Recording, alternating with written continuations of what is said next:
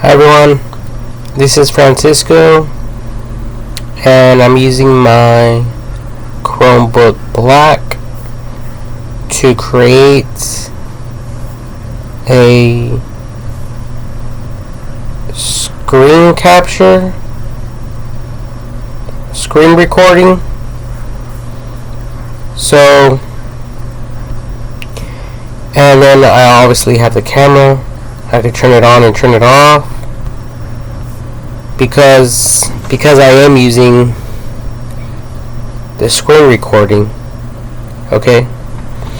So, anyways, I wanted to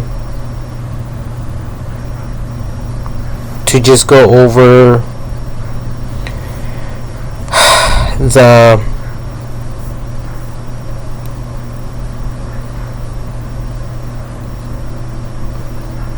the idea, the concept of the terrariums,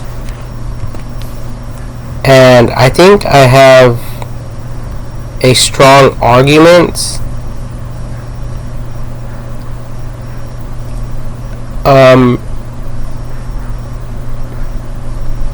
regarding these terrariums and how we can actually save each other a lot of money in the long run. Okay, so I'm just going to switch off to one of my other pages and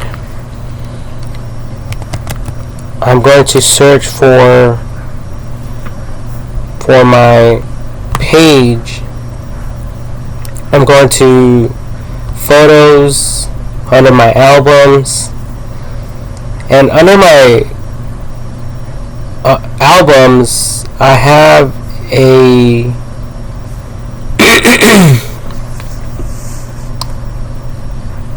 wait, it's either in here. Yeah, it's not. Yeah, it's in invent or don't invent. So if you guys go to photos on invent or don't invent, under the album section, I created an album. It's called Outdoor Terrarium New 2023 Concepts, and I'm actually going to update this information. Well, not really though. I'm just going to add another link of this newer video that I just created not too long ago. According to this, 5 hours ago. Well, let me see. Let me refresh this.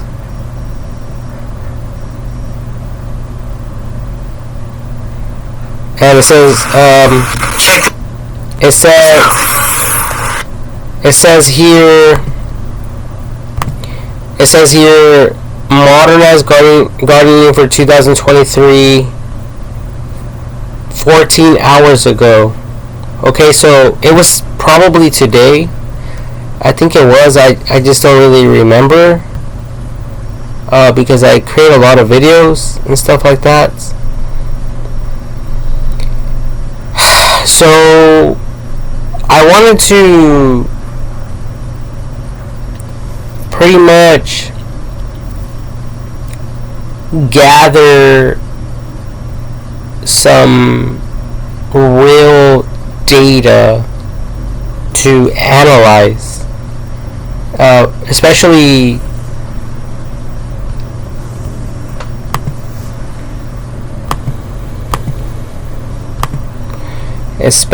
for the sake of the viewers.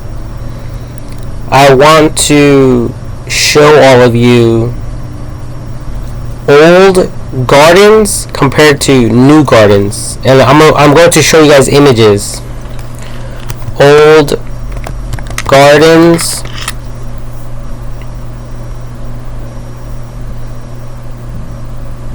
old, let me type in unattended gardens. Okay, so this is pretty much how any garden will look like when it's unattended. I don't think there's a before and after, but we can technically look for that, and then we can look for new gardens, images. Okay, so right here we have new setups. Okay, well, with this idea that I have, it will always look like this. And what I'm trying to share with all of you is that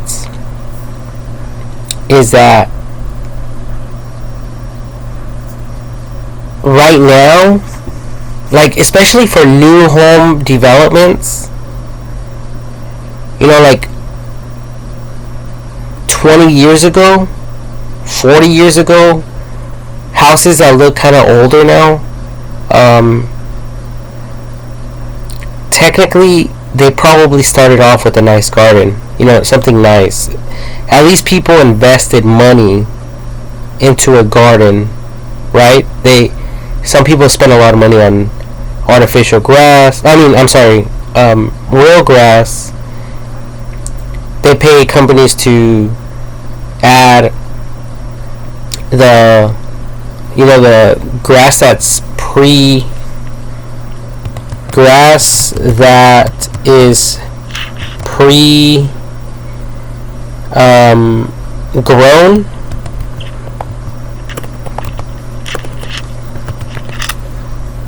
Okay, yeah, this stuff right here. Let me look at this. So what is this called? How to lay sod down.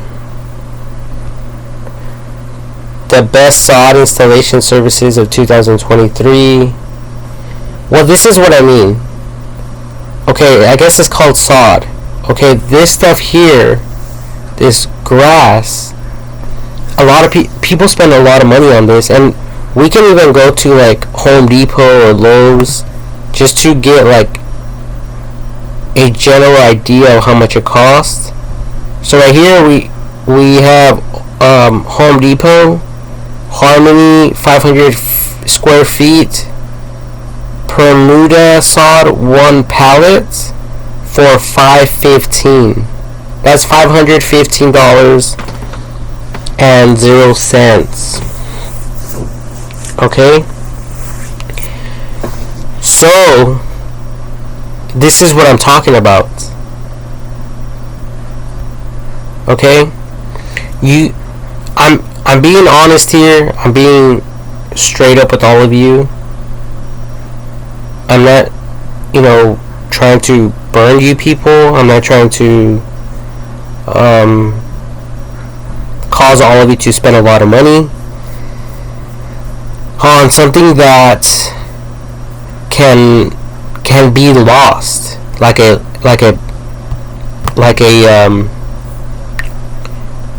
horrible investment type of thing. So I also want to show you guys some plants from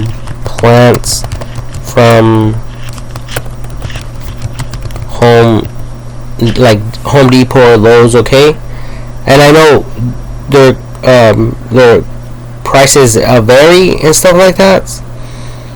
So let's look at. Well, I'm looking at images. Hold on. Okay, there's outdoor plants, and I'm not focusing on the cost. I want you guys to draw like a mental graph to compare what I'm trying to say. Like, compare the prices. Okay, compare the prices from real stuff that can lose its appreciation value like this over time, especially if it's not kept up. Alright, and we all know the pros and cons. Okay, so just bear with me. That way I can show all of you like different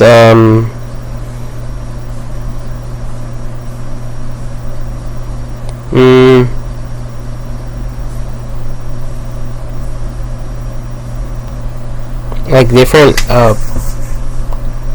pictures of like the cost of, not really the cost, but yeah, kind of like the cost, because I wanted to, like, I'm creating this so that you guys can create your own artificial type of gardens, and you know, something that looks staged, something beautiful that will stay beautiful for many years. And like, look at this raised garden bed. You guys can actually buy this stuff that looks like tomatoes and all that.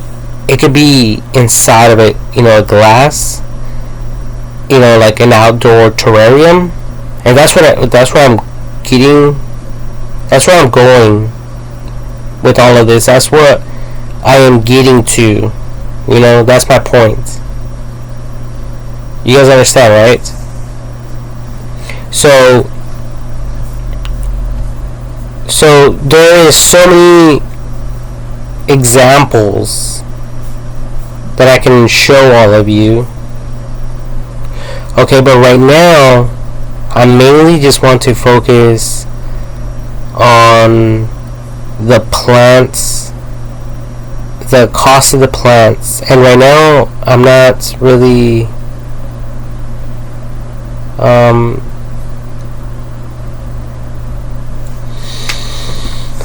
I'm not really getting the results that I kind of want.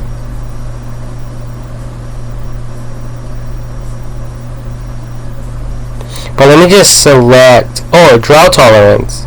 I love drought tolerant plants because, you know, that's more convenient for us out here in California. But look at some of this stuff.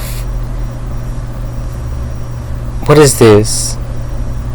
4-pack for $44.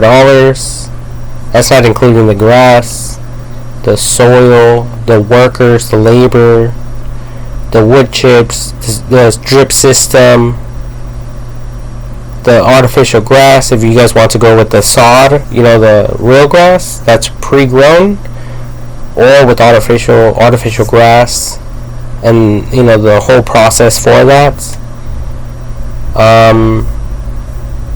You know, so there's some like that are super expensive, okay, but like I said, I'm not focusing on the cost. I'm trying not to anyways. These are really good right here. The Altman plants, yellow and pink lantana plants. These plants right here are beautiful. I love these right here. Well, anyways, these come like in a little like container, like one of these, but it's black. Pre-grown stuff. You know, it's not seed. So there's another one here. I can tell by the way that the flower looks, the little flowers. It's like a little rose. I think it's called a rose boutique.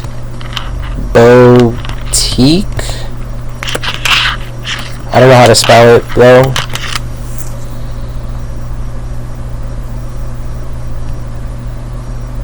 Boutique. Yeah, like this. Vintage Rose Boutique. Okay, so like one of these little flowers, because it's like a clump, but it looks like a bunch of little flowers in one that makes up that big one, you know? So that's what it kind of reminds me of, and that's the way I kind of see it.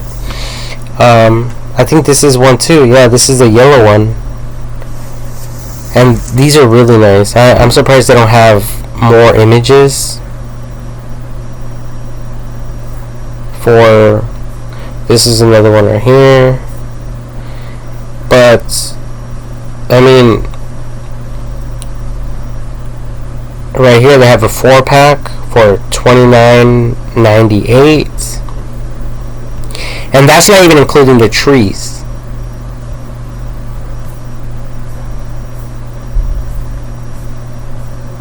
Okay, we can go to the trees.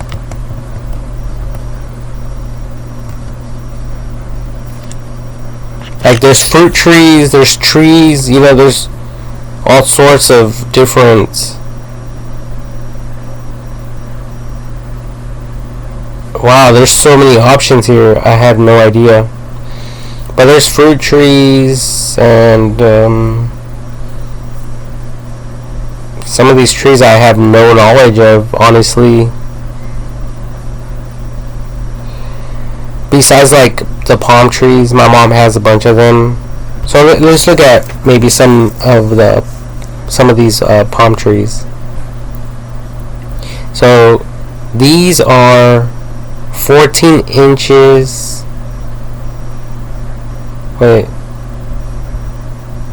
Okay, this one here is 14 inches.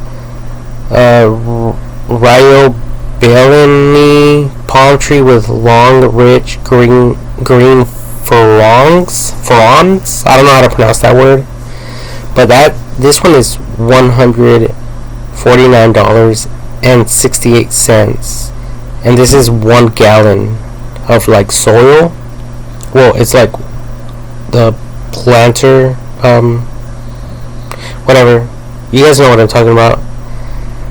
But that's just for one.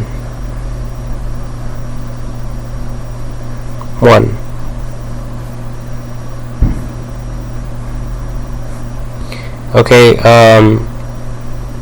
and these are some baby ones. Well, these right here, these are. Why is this happening? So this here, I mean, there's so many. That's all I'm trying to say. Like, and some of them are, you know, are pretty expensive. Okay, so that's my point. But if we did a comparison, let me get rid of this tab. Okay, I think I'm done looking at these links. Okay, you guys get the grass idea. The garden, okay. You know, I'm sure at one point in your guys' lifetime that this is how your backyard probably looked like. But now it's like something like this. Or like this even. Okay, and I'm not sharing these images to make fun of anyone. What I'm trying to do is I'm trying to get all of us to consider the cost, whether we should go artificial or not. And I believe that we should. Now, the only thing that's an issue, even with like our artificial turf, TURF, artificial turf, unmanaged. Let's try to look at some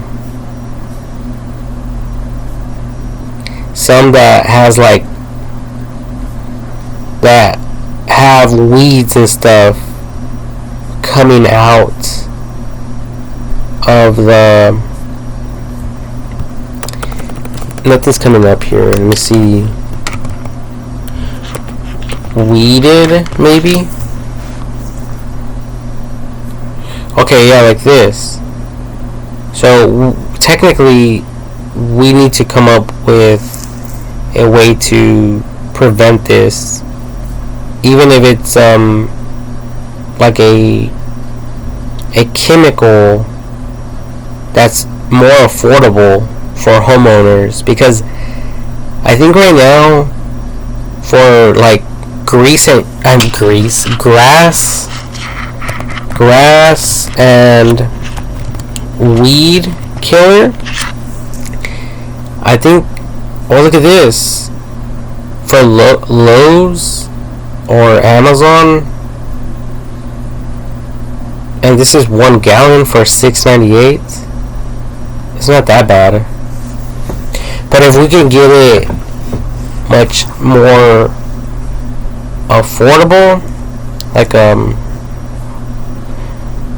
more, you know, more like cheaper,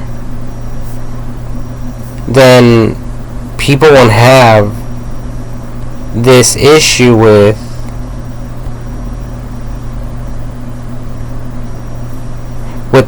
an overgrown lawn. Okay? It doesn't matter if the lawn has artificial grass or not. But if someone has an artificial lawn and has this stuff, this is a problem. Right? It's a major problem. So obviously this is what professionals are trying to solve, right? To keep everyone happy, I'm assuming. And so you guys won't be unsatisfied later on, because you guys spent a ton of money, and just to like have to, just for all of you to have to go and redo everything all over again, right? So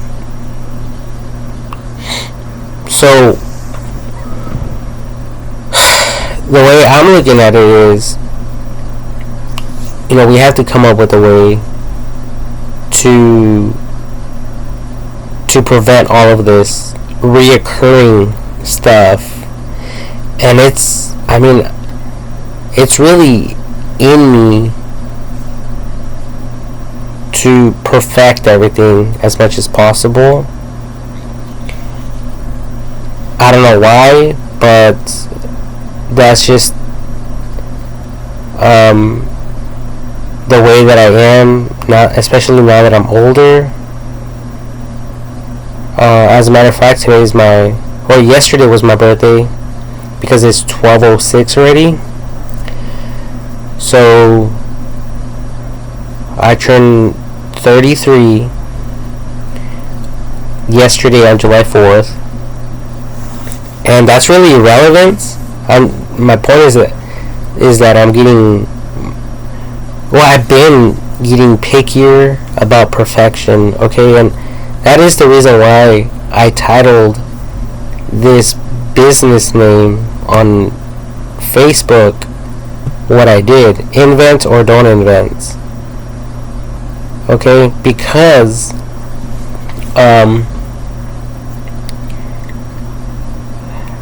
it's like, invent this for these reasons,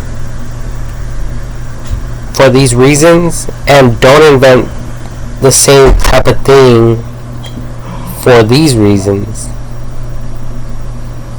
You know, so we're evaluating everything, especially now with technology, AI technology. Everyone has a smartphone, smartwatches, for the most part. We have AI technology. There's a lot going on. Okay, so I want to perfect every single invention, but that's a whole different video, and I think I already created a video showing this type of logic, this information with everyone. Okay. So going back to this,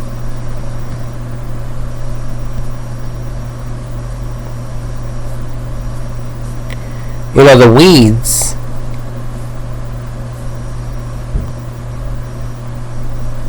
The weeds, unwanted weeds on the artificial grass.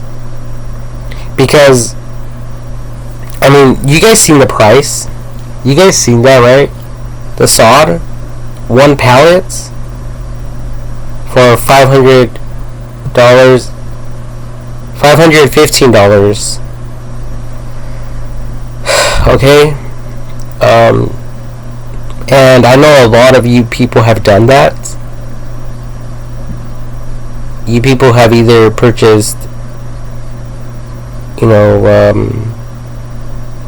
seeds, and then you have to deal with the sprinkler system, and then sprinklers break, and then you have to pay a landscaper to fix them, and then at times the roots get to the sprinkler PVC pipe, so you have to pay someone to excavate, dig a trench, and find out where the leak is. And now your grass is getting uprooted.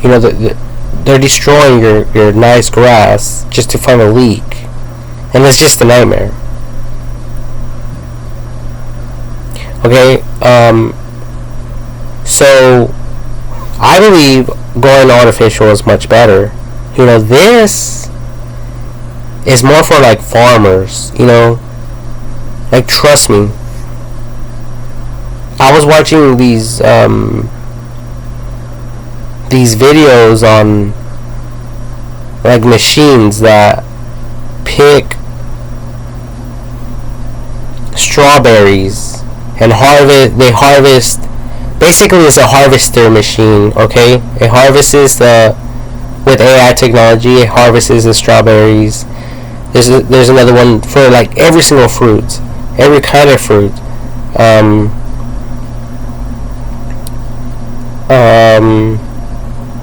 Those things that pandas like. What is it called again? Jesus Christ. Sugar cane. I was watching a video, and there's a panda eating sugar cane. If you guys don't know what sugar cane is, you guys can ask your phones, or you guys can look at this video, and this is what sugar cane is. And it's very sweet. They actually make natural sugar out of this.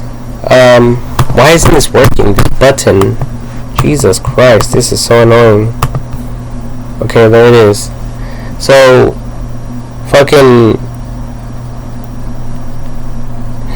there's a machine to harvest that as well. Okay, and there's a ton of machines, and they just, they are harvesting this stuff like never before.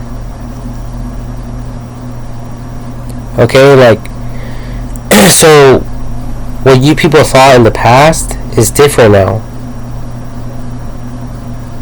Okay, you guys want grass, but you people don't even,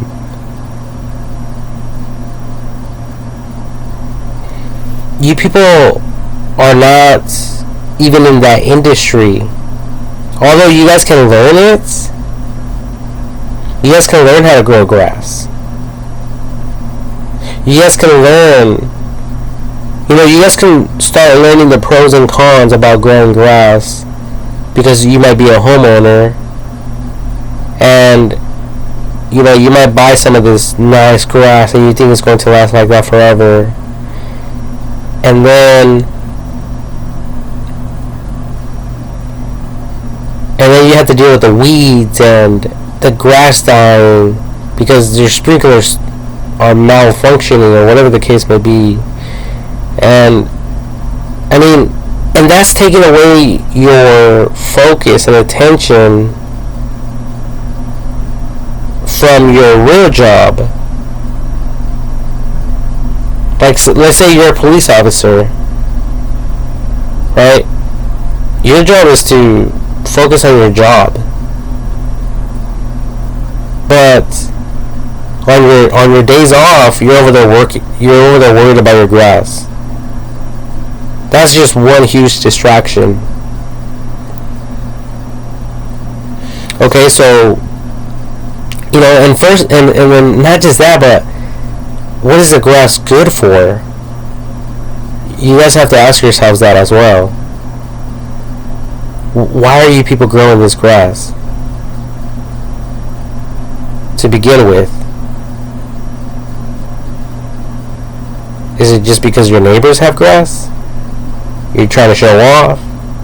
Or you're just trying to keep everything mutual, like everyone has this, so, and it's probably code, the city regulations or whatever, so you guys want the nicest grass. That's fine. You guys can pay your farmer, your gardener to do that, your landscaper guy to do that for you.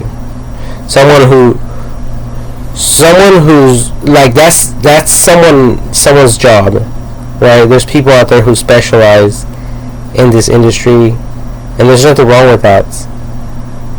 There's professional farmers out there that understand everything. Okay? However, my approach or my arguments towards this whole idea, it's like a school project, right? There's the thesis, conclusion, science project. What, like this type of stuff, like in school, like elementary. That's all this really comes down to. It's all scientific. It's all research and development. Okay? That's all it is. That's all it really comes down to. So, yeah, I believe that you guys should all go with artificial grass. And not just that, but you guys might want some nice, like a nice garden. And that's what I'm here for, to talk about that garden section, that divider. Okay, this is probably a better example right here, because it has this wall retainer. It's the grass, and then we have like a little garden with some plants here, some trees. This is probably some real stuff, by the way, real stuff. Unless you guys are in the business of making money with farming. I mean, first of all, you people shouldn't be doing any farming in your own properties unless you have a big property. And you guys are taking this stuff seriously, and you want to, do it big. But There is some videos on YouTube for if some of you want to grow small plants or herbs that you guys can resell, okay, or you guys can extract the oils from the herbs. Like a lot of people, they grow peppermint. Peppermint is sold, people buy it, okay. So a lot of people do that as well. That can be done inside, indoors, or even outside. So I mean, I'm not trying to tell you people what to do. This is all optional, and I'm just trying to help all of you not to spend your hard-earned money on like what you guys did in the past. A lot of you people have done this, right? And I believe that a lot of you can even raise your hands like, yeah, that was me. You know, I was that jackass. I was that dumbass. I spent a whole lot of money on garden stuff. All for nothing. It's gone now. It all died. Or whatever the case may be.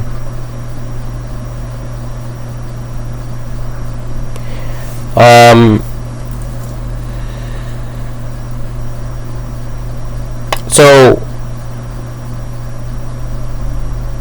okay, the reason I am sharing this is because in my album here, I pretty much said something about creating, you know, like creating some of these like terrariums. You guys can even get like something that is completely sealed off, more like a fish tank idea. And like I shared before, when you guys make these, they can be resold, or if you guys get sick and tired of looking at the same old design, you guys can always redesign everything, okay?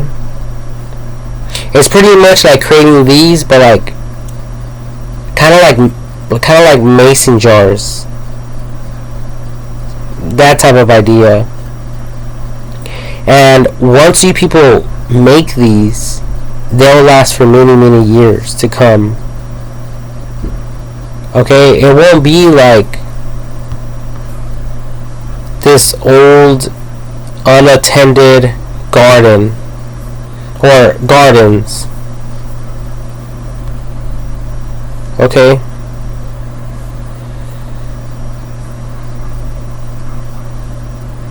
Now, the things, maybe if you guys have some of these type of setups, and you guys have them, you know, like scattered throughout your property, and then, you know, stuff starts growing, like weeds and stuff, and you guys don't buy the weed killers, the grass and weed killer stuff.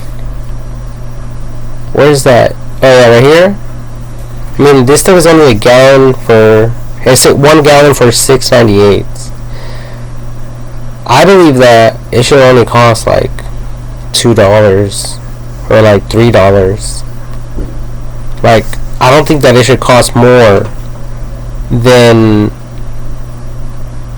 a gallon of gasoline, because this is way more than a gallon of gasoline. This is a lot of money. Okay, and like I said, I'm not focusing on the money, but like when I go to people's yards, I see weeds. there's even weeds here all around the property, okay? Like my parents' house. So I'm not, like I said, I'm not here to talk shit. I'm not here to talk crap on anyone or anyone's unattended or unmaintained gardens or, you know, lawns. I'm not trying to do that, okay? So let's just stay focused on the positive. So my thing, like I already shared a few times, would be like, you see this one that has a zigzag type of backyard thing? Well, imagine this, but like with the glass, and then it having the glass on top as well. So you guys can create something like this, and nothing will mess with it. Okay, so of course you guys would have to do it all the way around, and the potential is there that the glass can break, but you guys can always get that replaced, and glass is becoming more and more affordable. It is expensive, but this is not for like the faint of hearts. Let's just put it that way. This is for people who have money and that want something nice, one-time deal for many years to come. Okay, so this is a better investment than purchasing your turf. You know, the turf idea.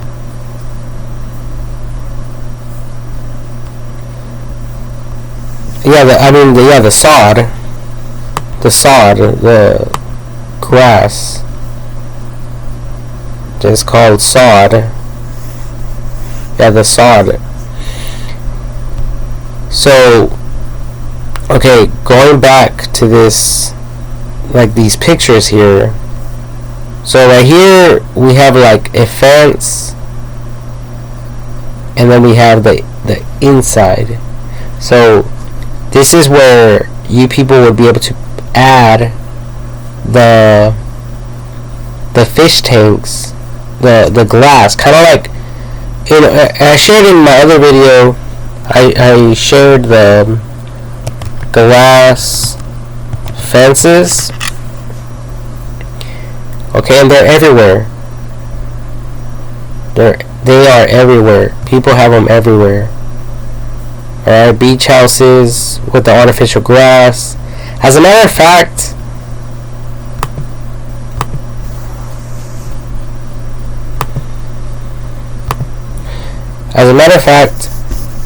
there was like a house that was listed, and I was watching it on YouTube, where this person goes and he talks about the house. He showcases the house, like he talks about it, you know.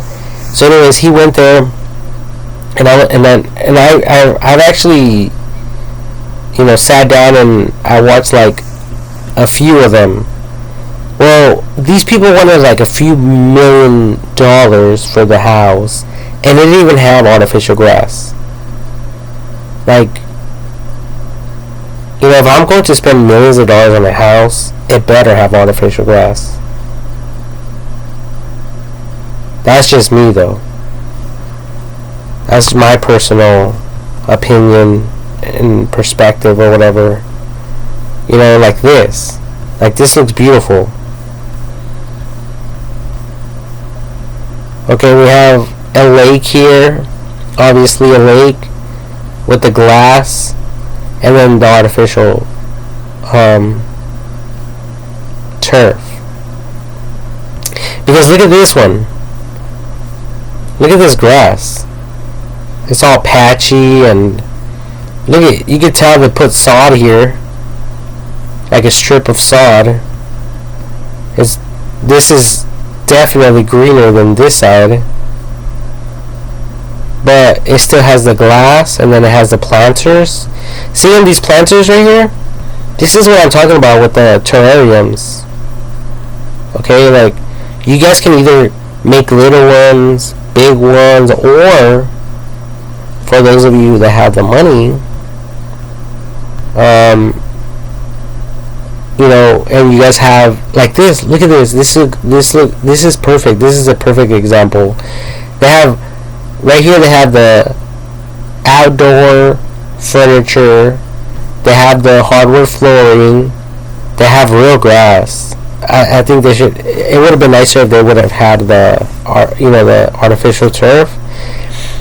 For me to then point out this wooden, raised bed looking thing, but then I was going to say with the glass, all the way around.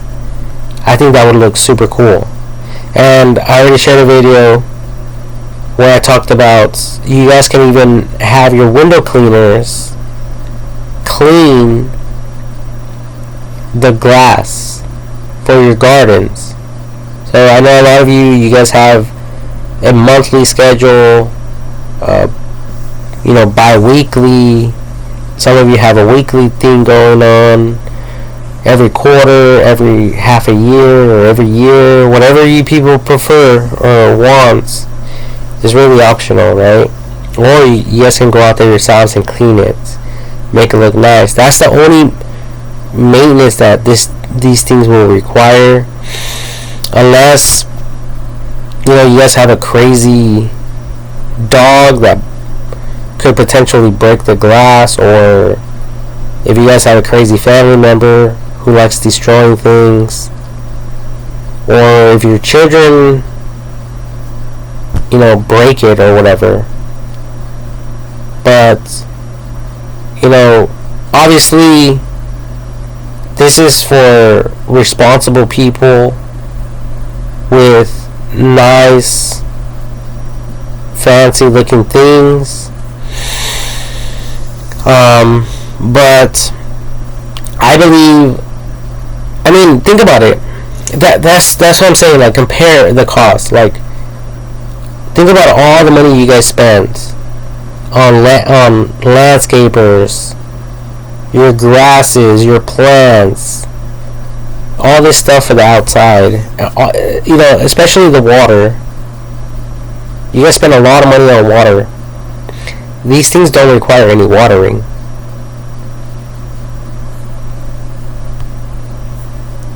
Okay? So, at the end of the day, this is going to work out better for all of you. Okay, and I did come up with some smaller ones, like smaller terrarium ideas where you guys can drop into an existing garden, like this one. It's like a little egg with a little plant inside of it.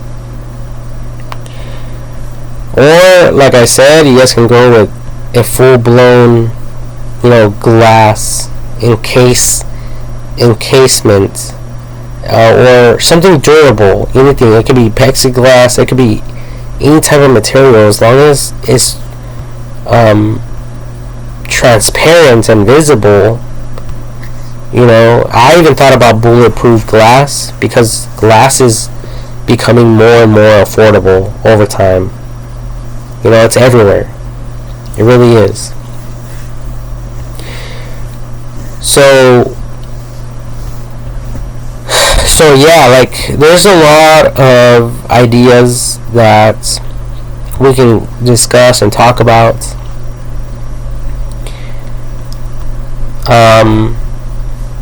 It's just, when I see stuff like this, it's just it's so obvious what people are focusing and focusing their attention on, and it's clearly not on their house.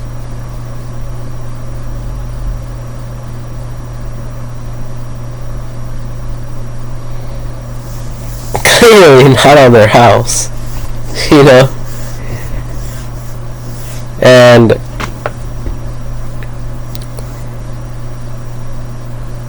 I believe that it's because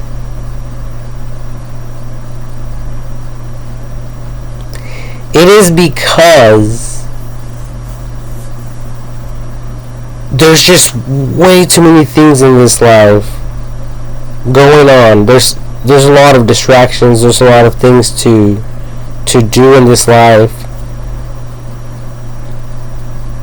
And if these people are working, all day long, for most of the time, these people don't have the money or the people to help them, or they don't trust anyone going to their home when they're gone. So there's really no time for them to ever come to their place to fix up their home. It's either that or because there's some rich people out there, and they buy everything. They buy the boats, they buy the jet skis or whatever. They buy the snowboards, they buy everything, and they get gazebos and they get swimming pools, and they get this and they get that. They have all kinds of things going on. Okay? And they have RVs. They have the dogs. They have, either they have a wife or children, or they have women left to right. And we all wonder how they're doing it. But at the end of the day, when they get very old, they get rid of all that stuff, or they just get taken to an elderly home because they're pooping all over themselves now, and they don't have anyone to really take care of them, and their parents don't want to wipe their ass. Their friends and relatives, they don't want to wipe their ass, so they send them to the old people homes.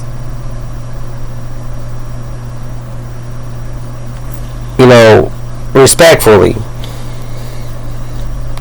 I say that, not jokingly, but respectfully.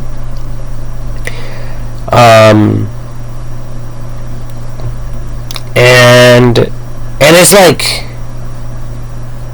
what the heck was the point?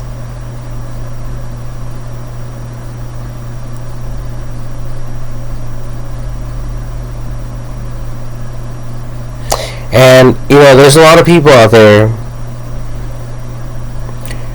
who are living like this. It's called living beyond your means. I think that's what it's called. Living beyond your means. Definition of to live beyond your means. If someone is living beyond their means, they are spending more money than they can afford. If someone is living within their means, they are not spending more money than they can afford. The more gifts she received, the more she craved, until he was living beyond his means. Okay? So,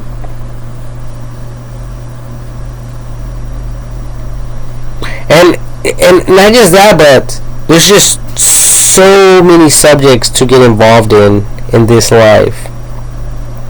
I mean, I can go on and on and on about this stuff, honestly. And honestly, people do not have the time to be focusing on all of this stuff. Okay? Now, if we want this blessing to impact every household all around the world,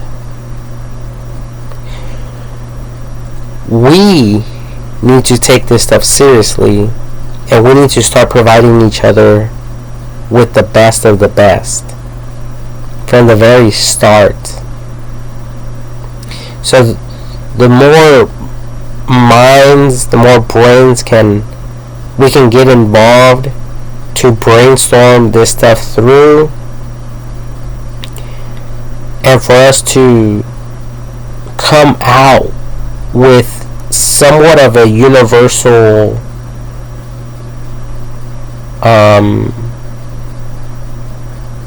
design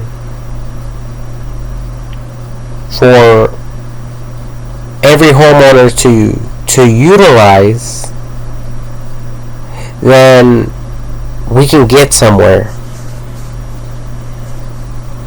We can take this to a whole different level with that alone. It's just like building a home. Once there's code. Like code enforcement, there's code. Strict codes from your local city halls and all that.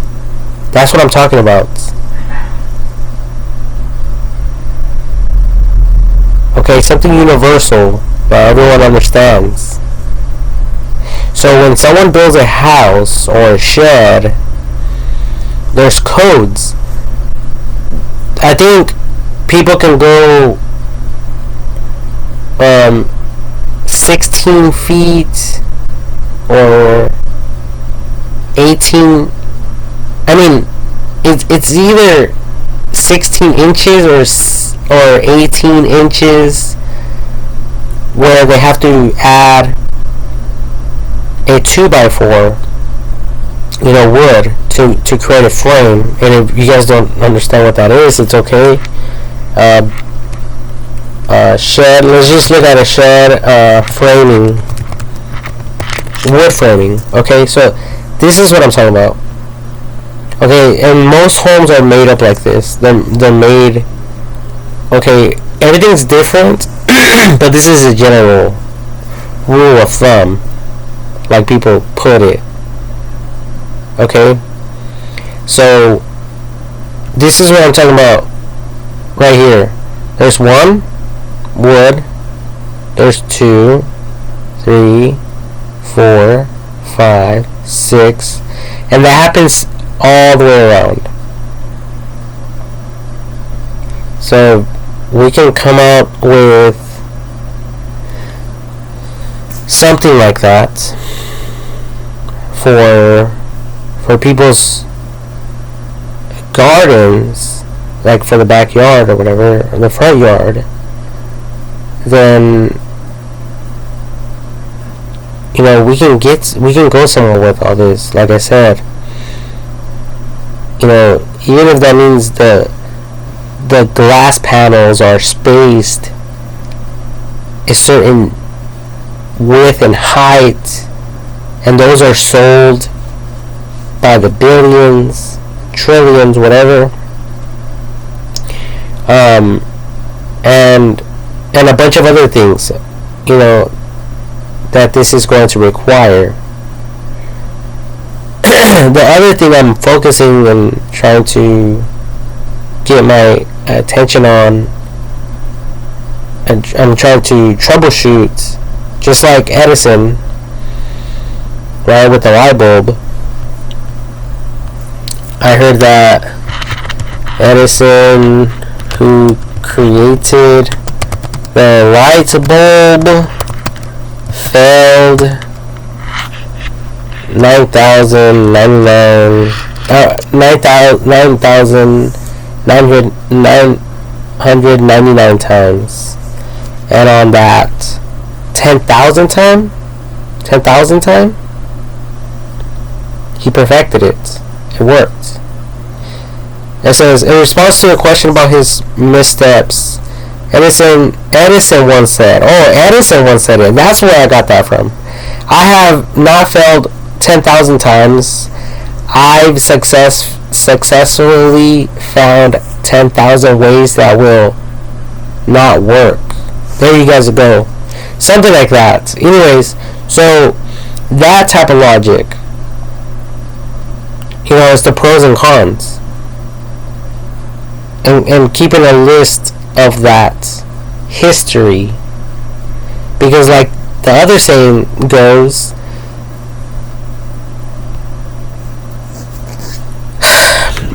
those who fail to learn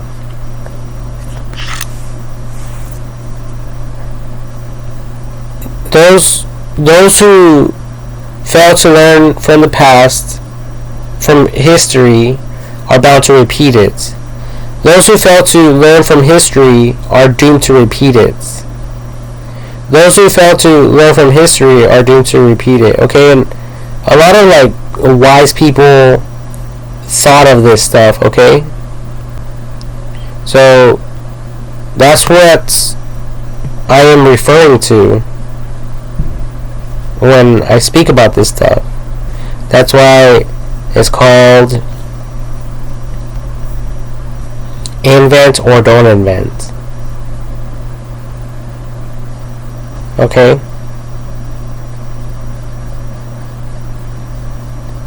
And I do want every single category, every single invention on here. I want people to be able to come on here and interact with their ideas, or with new concepts, even if stuff has already been created. It's fine. I've done that a lot, where I think about an idea and then I later find out that it has already been created or whatever.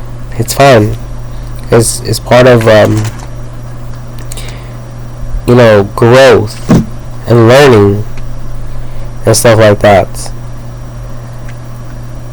And someone once told me, if you create an idea and someone already created it, hey, at least you're on the right path. At least you're thinking in the right type of way. You're not over there thinking about negative stuff. You're thinking about something positive. And every invention out there needs and requires improvement. And that's the reason why I think that when we invent inventions, we should actually have AI technology perfect the idea as much as possible for a limited amount of time, whether that's 1 year or 2 years or 3 years or 4 years or 5 years, before we get reintroduced with a new idea. And that's what's happening right now with the smartphones. Okay, smartphones, 10 years ago are not what they are today. 20 years ago, or whatever the case may be, I don't know. Oh, I do know. But you guys get it, right? The same is true with vehicles. Yeah, we can take every single idea and we can compare them. Smart TVs, okay, the whole 9 yards. So I think that there should be an update for every single invention. And this is just my personal my own personal observation and viewpoints. My own viewpoint, why? Because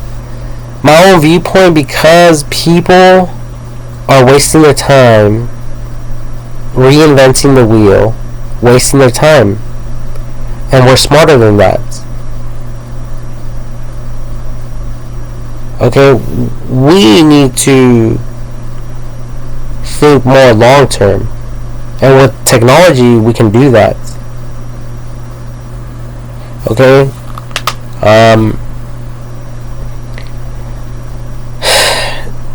So, especially with AI technology, because it's self-learning, so it will be able to design and perfect things in real time, but at the same time, we can't just jump the gun, in other words. Okay, and there's that's another wise saying. We can't jump the gun. We can jump the gun? What does it mean? What does the saying jump the gun mean? The phrase jump the gun means to start something before you should. Okay? Example of use. Victor really jumped the gun with his project proposal. He should have waited until the other proposal was either accepted or rejected. Okay, so right now they're talking about a lot of talk. There's a lot of talk going around about the electrical vehicles, and the charging, the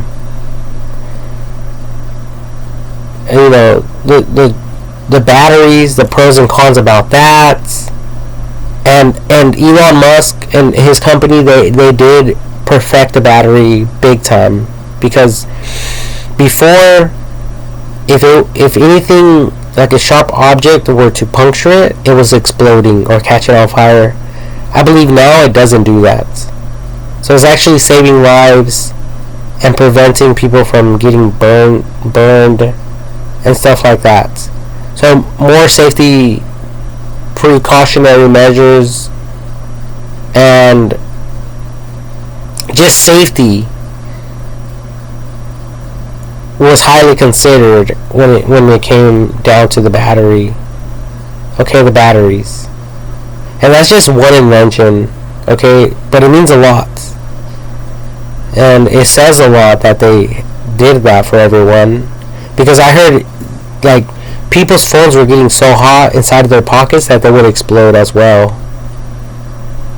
So there's real survivors today who have been through that. I even heard phones blowing up on, while they were holding them. Like, this is real serious stuff. Okay?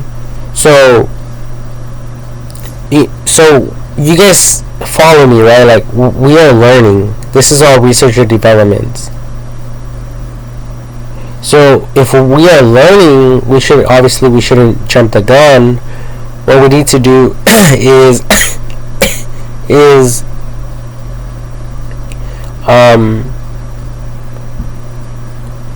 allow AI technology to perfect our ideas, our inventions,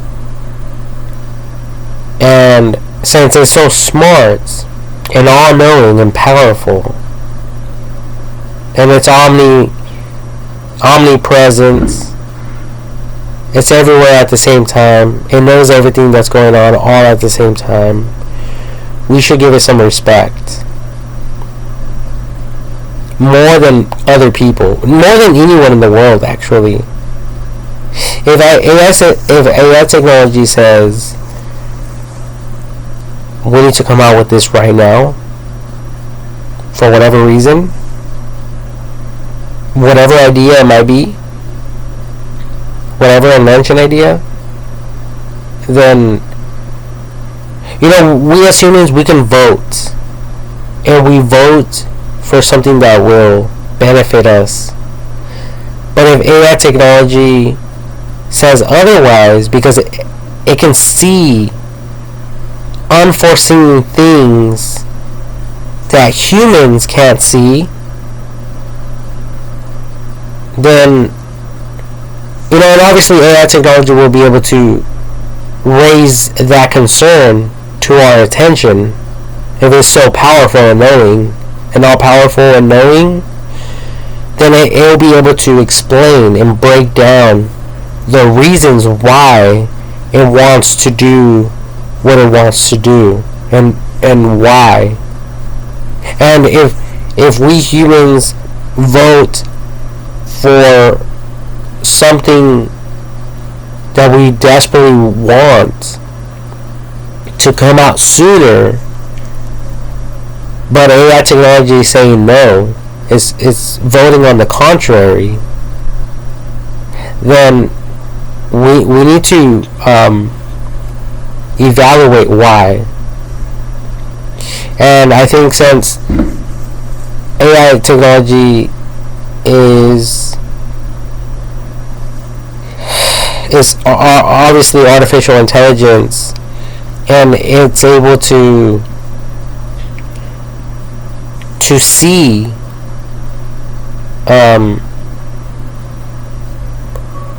is able to see what could potentially happen in the future. And by that I mean artificially, like graphing it out and scaling it. Just like people can propose, like, hey, in 10 years from now the population is going to grow, and instead of the landscape looking like this, we're going to start, building up vertically. We're going to require more buildings, or whatever the case may be. But and it, for people who understand this stuff, it's so obvious. But for people who don't understand, it's not obvious.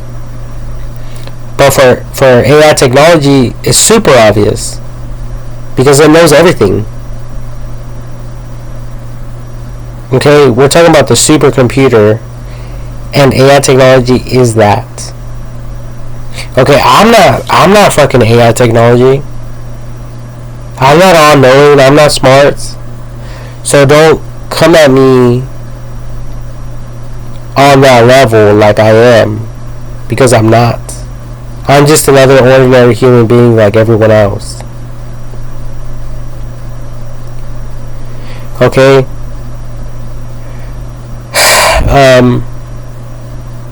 But I'm sick and tired of everyone bitching and complaining, murmuring, and you motherfuckers have way more money than I do.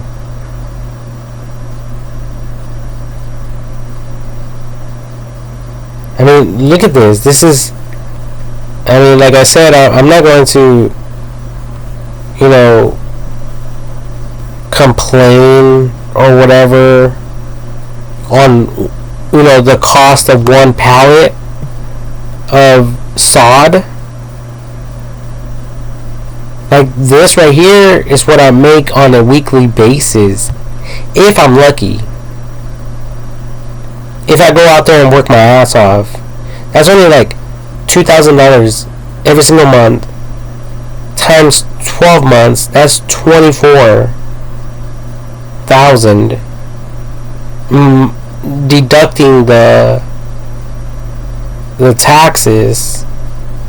Like, I'm very poor. That's why I believe in poor man patents,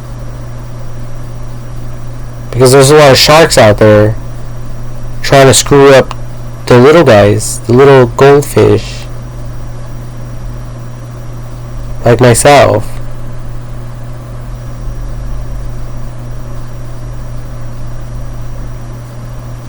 You guys get it? And who's really fucking around at the end of the day?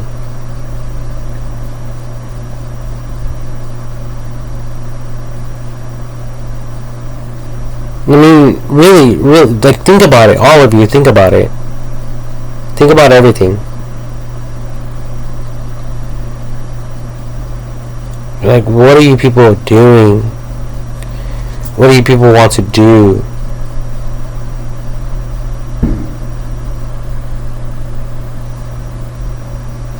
I mean, there's real people out there dying.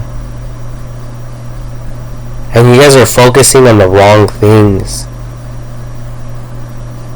That's just wrong. And then here's someone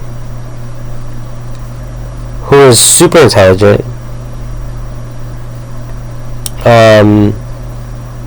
has a high IQ, but I'm not AI technology. You know, I'm not like all of you who have like a perfect score on your general education. You know, you guys have a general education about everything. You know, maybe I only had a general education on some things. So therefore, you people decided to disqualify me. You people decided to just throw me off to the wayside, like what Jesus Christ. That's what Jesus Christ said. Some seed fell on the wayside, and as he sowed, this is from Matthew chapter 13 verses 4 through 9, New King James Version. Some seed fell by the wayside, and the birds came and devoured them. Some fell on stony places where they did not have much earth, and they immediately sprang up because they had no depth of earth. And then right now, I just looked at YouTube, you know, like the recommendations or whatever, or like different options. There's the meaning, the word meaning. Some seed fell on the wayside, meaning. So let me click on that. So what does it mean? The seed sown by the wayside represents the word of God as it falls upon the heart of the inactive hearer. Like the hard beaten path is the heart focused on the world's pleasures and sins, absorbed in selfish aims and sinful indulgences, indulging in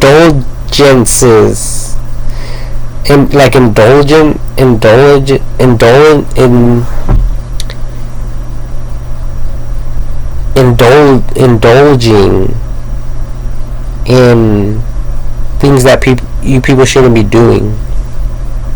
Anyway, sinful indulgences. The soul is hardened through the deceitfulness of sin. This is in Hebrews chapter 13 verse 3. Okay, so this is how I feel personally. Okay, I feel like, yeah, okay, I agree, I fucked up. I never, graduated. I never completed my homework. Stuff like that. And you people started fucking with me when I went to high school. When I went to high school, I wasn't able to do a lot of things because you guys were discriminating against me. I couldn't work out. I couldn't join any sports because that was your guys' disciplinary action towards me. And my kind, the stupid kind, the people who don't have good parents like all of you, probably. I mean, I believe my parents are awesome. Okay, but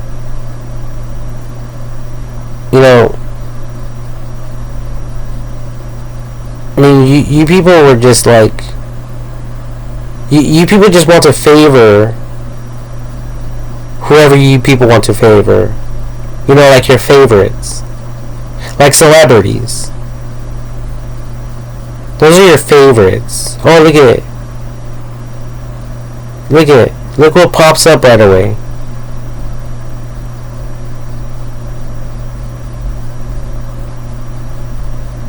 Like, this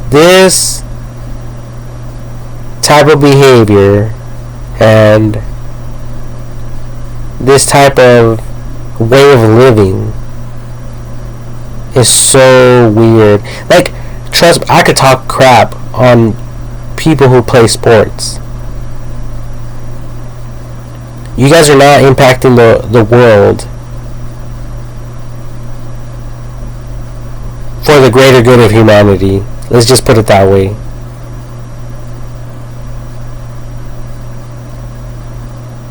I mean,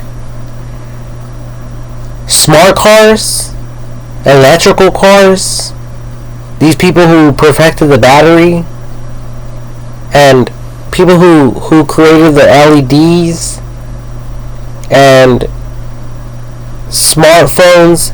Now these are smart fucking people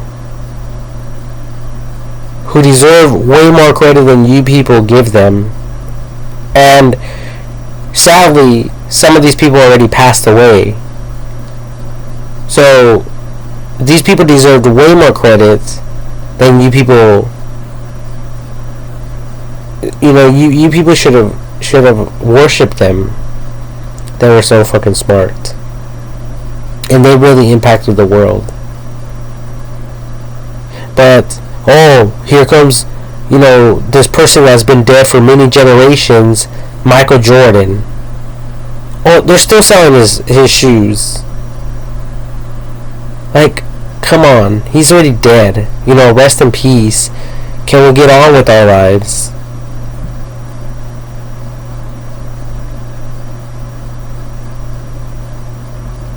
I mean, you guys are building all these big old arenas, you know, stadiums, and for what? Like, it doesn't make sense to me.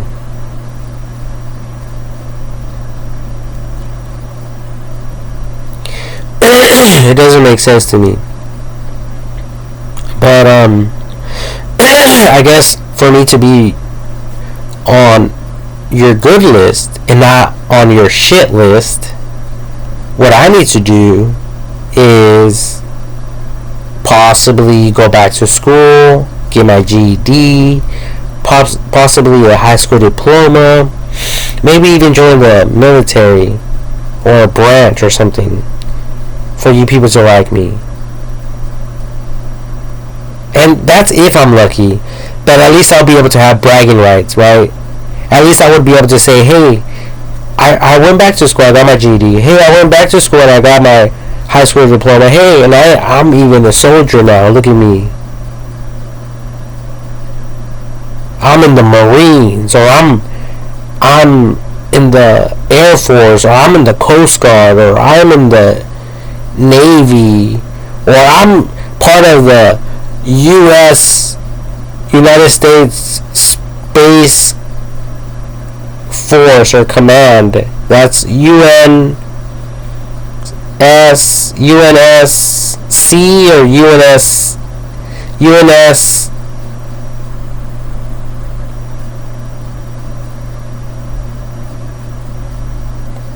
F, you know, for United States Space Force or United States Space Command, whatever.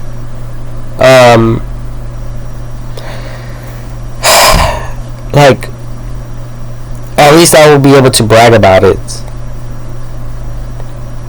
And maybe you people will give me more respect.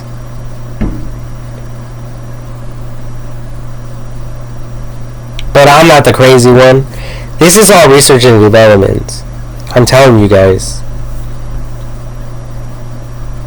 I mean, what's stopping all of you from, you know, you broke people from, like, you know, placing a green carpet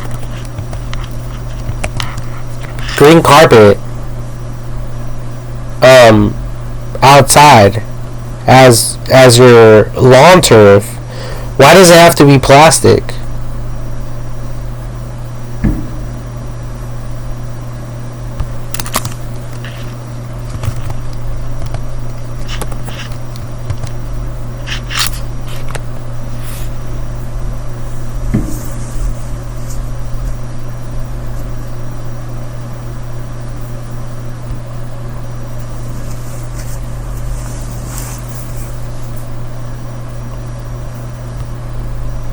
You know, just regular carpet.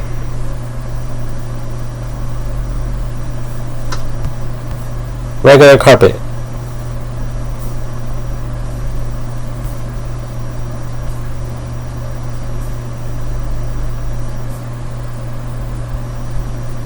You know, since you guys are so poor.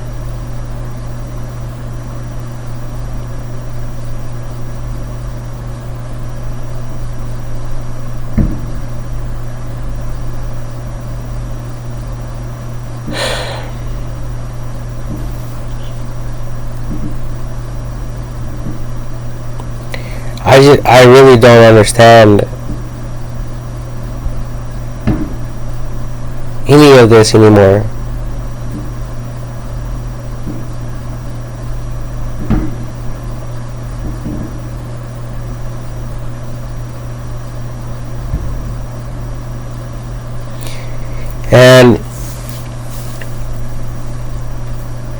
And trust me, all of this stuff is really impacting us. It's impacting everyone in the world.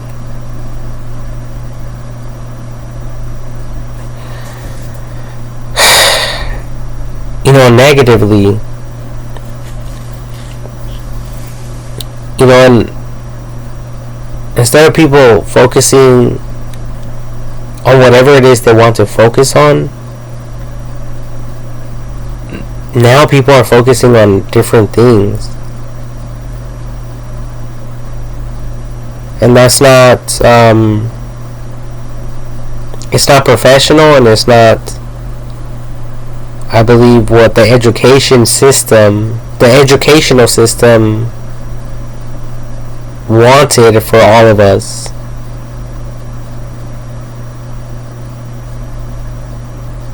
Okay, so I believe that a lot of this has to change, and I believe that people should get whatever it is that they want. So if all this stuff is a hindrance to people's growth and focus, then it should be removed. Because it's a problem. And if it's a problem, then it needs to get resolved.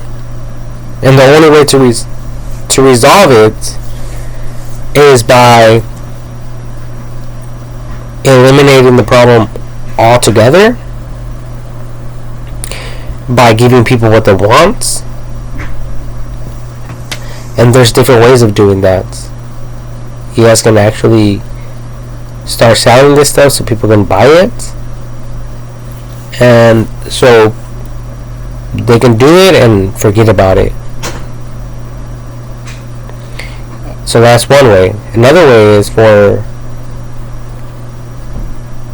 people to create more of these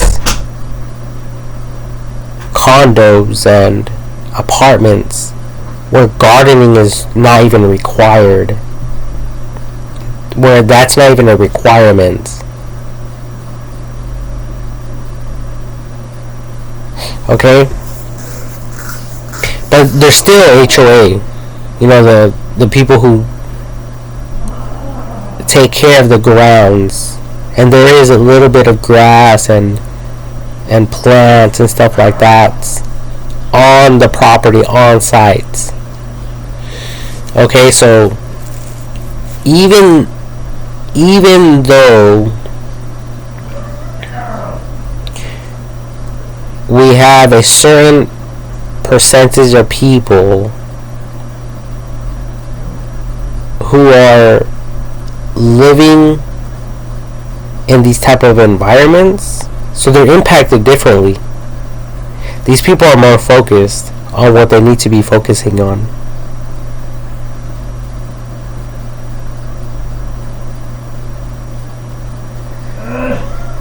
So they're impacted differently, right? In a good way, in a good light, from a good perspective. I believe that they have more time to focus on what's more important, and if anything, they will be more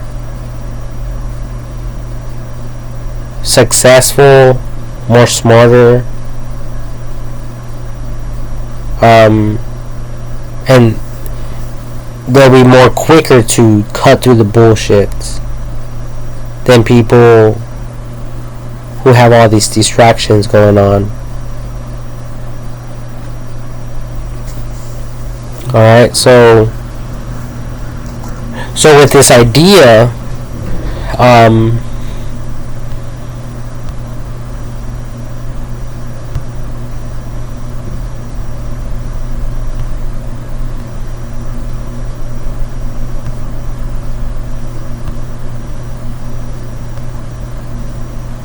so with this whole concept of idea, I believe that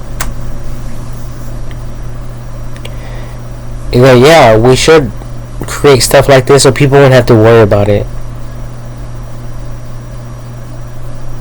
It'll be a one-time deal, and that's it.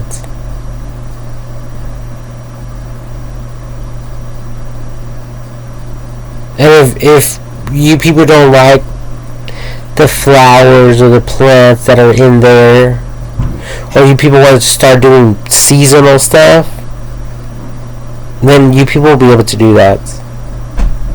It's up to you people.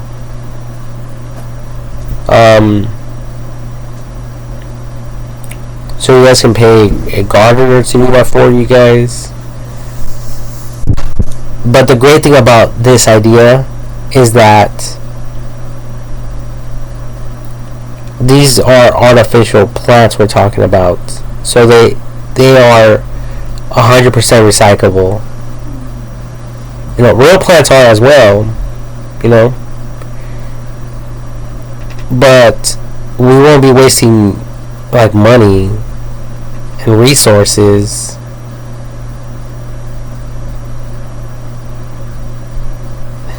we won't be wasting time, you know, trying to grow them to the height that we want.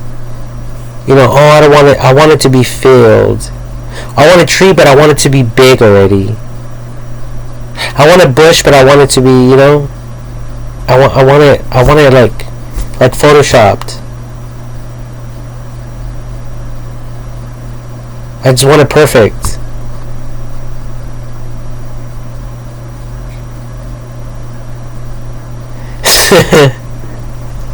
Photoshop. I love Photoshop. Adobe Photoshop. Jesus Christ. I probably should just be a Photoshop expert.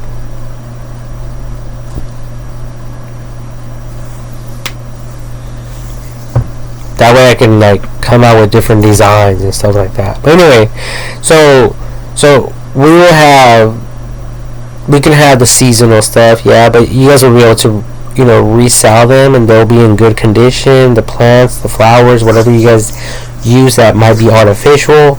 And even if they are exposed to the sun outside, I'm thinking about ways, you know, to perfect this system, these terrariums. Okay, so just bear with me once again. So I was thinking about some type of oil, like cooking oil, to prevent the artificial plants from breaking down. You know, because with the sun's rays, we all know that there's photosynthesis, and that's what breaks the sun's rays break down plastic and it gets deteriorated, and it loses its quality and stuff like that, and it gets pigmented, loses its color and stuff like that. But that's only if it doesn't have a treatment, an oil treatment.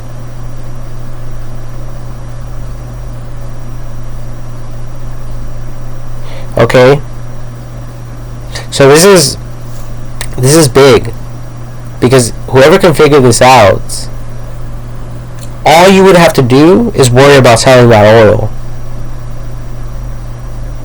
to all the world, like you guys have been.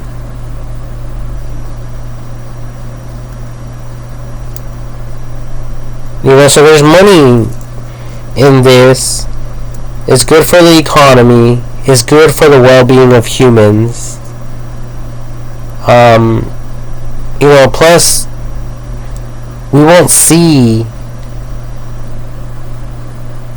just dirt and ugliness. We will see perfection. And just like everything else, we can perfect it over time. Okay? This is like the beautiful thing about inventions. It's all, like I said, it's all research and development. And that's exactly why I named it Invent or Don't Invent. Because it doesn't matter what timeline we are in the human race. Human race timeline. Okay? It doesn't matter where we are in this timeline. Okay, we are getting smarter, and invent or don't invent will apply even then, even when I'm not here. Right now, we are in the year 2023. And we can go to the timeline of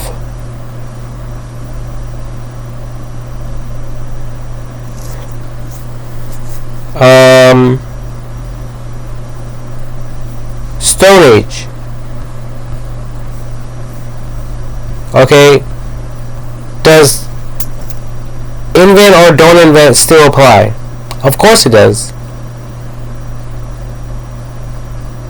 Because we still have something to compare inventions with. Okay? So, we can either look at the past or we can look in the future.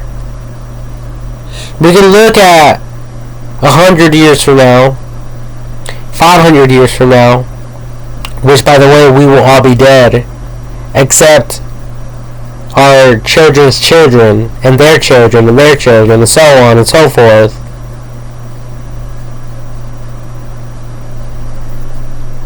Okay, it's nothing unusual. It's been happening for many generations. Just study history. Okay? So, we can look at the year 3000, the year 4000. Okay, we can look at all that stuff, and well, obviously, just like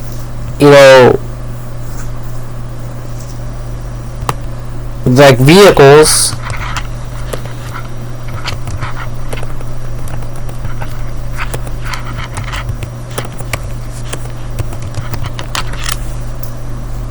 Okay? Obviously, they've been perfected. And that's the same thing with these terrariums, gardening, everything, smart glasses. Think about it. There's a lot of potential. So, I want all of you out there to start thinking like this. You know, and greater, better. Something I don't think that we were taught in school.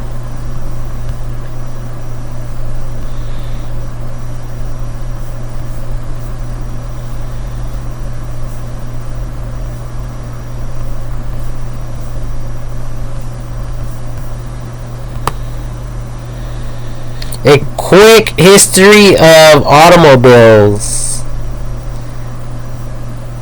Like literally. I mean,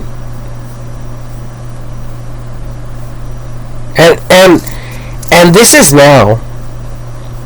All right, it used to take people.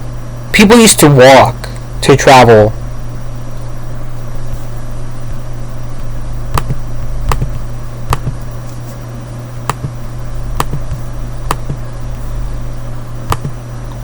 Okay, people used to walk to travel. Now we have airplanes. Later on in the future, you know, like right now we have rockets. Fast rockets. Just give it more time, and we're going to come out with more creative ways to travel. And you know, this is never ending. This is continuous forever. There is no end to this.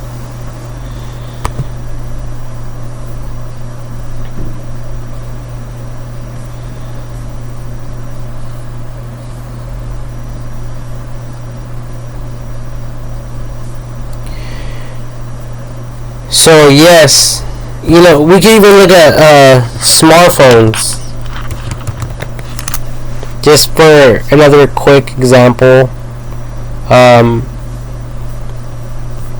this here is well, it doesn't really show any days, like any years, which is very disappointing. But right here there is one. This is what phones used to look like back in the day. And now, and even oh, I'll just stop there. You guys get my drift, right? You guys get my points.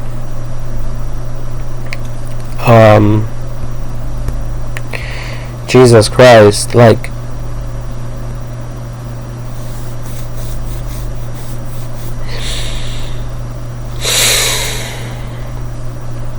you know, I'm just going to pause real quick.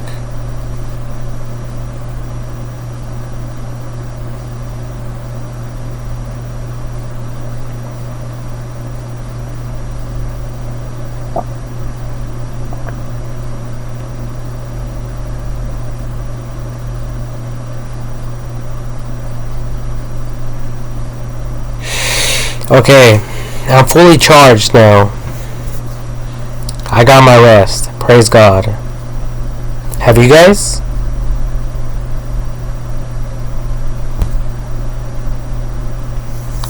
So, I was thinking about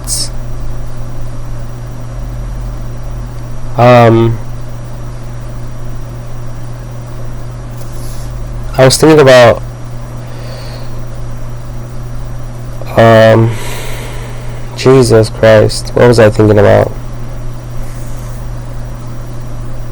Oh, I was looking at this whole life, and I started to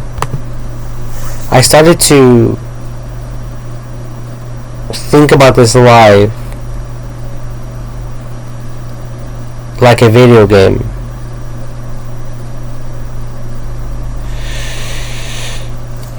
It's like playing the Mario Kart game, because there's like a new movie that just came out, and the Nintendo Mario movie, but the movie is different from the actual video game. Now, if you guys can play that game, and you guys are like midway, and you guys die in the video game, you guys have to go all the way back and redo everything. Now imagine doing that for like 1,000 times. Eventually it's not going to be fun anymore. Eventually it's going to become annoying, irritating, frustrating, and that's the way that I look at this life. That's the way I see this life. It's one redundant revolving door of bullcrap. Really, that's the way I see life. And it's so crazy. And we can actually see this with every single invention as well. You know, people are taking the time to build all these phones just so that people will throw them away because newer things came out.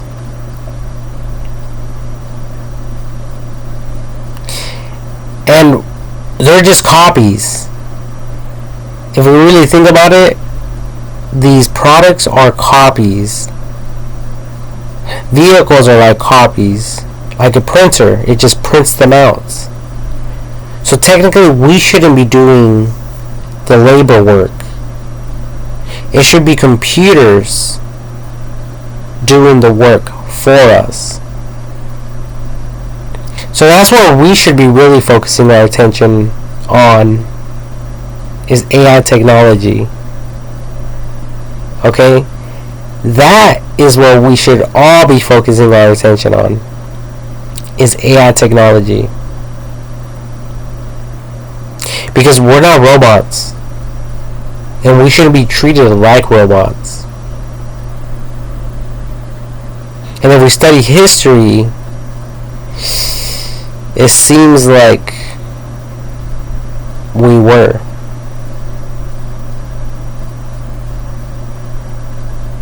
And, you know, I don't want anyone to get offended, because it could be very offensive, especially for you people who are farm pickers, and now they have machines.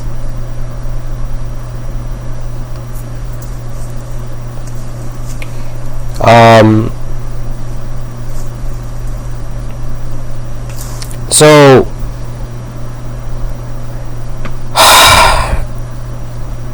AI technology,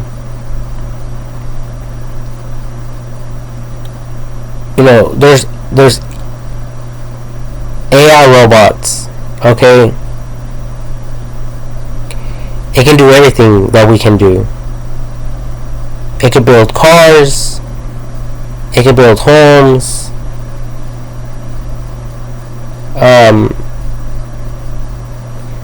it can print. Like, think about like a cell phone. A cell phone is just a copy, like a printer. And there's no human intervention there. Like, humans don't have to do anything for these printers to print out a copy. It just does it because they programmed it that way. The same should be true for a vehicle and for cell phones. So if a new car comes out, a new vehicle comes out, or a new cell phone comes out, or new smart glasses, people shouldn't have to do any labor work. It should just, everything should be printed automatically by itself without any human interaction. That's the way it should be in the future. That's the way it should be now. So, okay, let's say someone comes up with a new idea for implementation for a cell phone, Now we don't have a lot of people sitting down putting all these phones together. Now it'll just be like hitting the print button to print millions of copies. You know, like on a printer. That's it. That's all you people would have to do. All you people would have to do is supply the machine, the printer, with what? Ink, right? That's all you guys have to worry about. And now there's printers out there that can print without ink. They're like laser engravers that can actually like burn the paper without ink. Okay, like there's so many inventions out there. It's insane.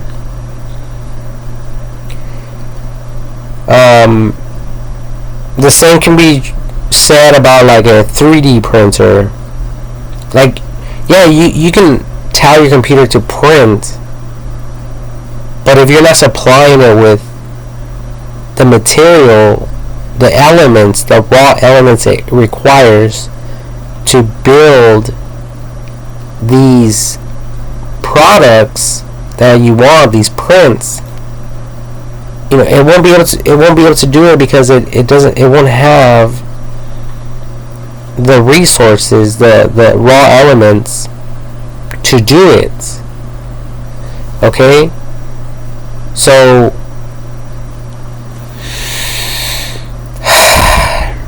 you know, and that's the way, my point is that's the way I can see humans right now. I see a lot of you out there in the world, and a lot of you are copycats. Not in a bad way, though. Look at this in a good way. Like, I see a lot of people in prison, and at the end of the day, we all want the same. We all want like the same type of general things in life, you know, and we all want money. It's like we're all programmed the same, but there's a lack of resources. And so therefore, people are killing each other, hurting each other,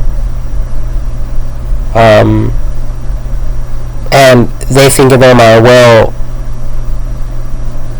if I can't have it, why should other people have it? And if they have it, if there's people out there who have it, what's stopping me from having that? Whatever it might be.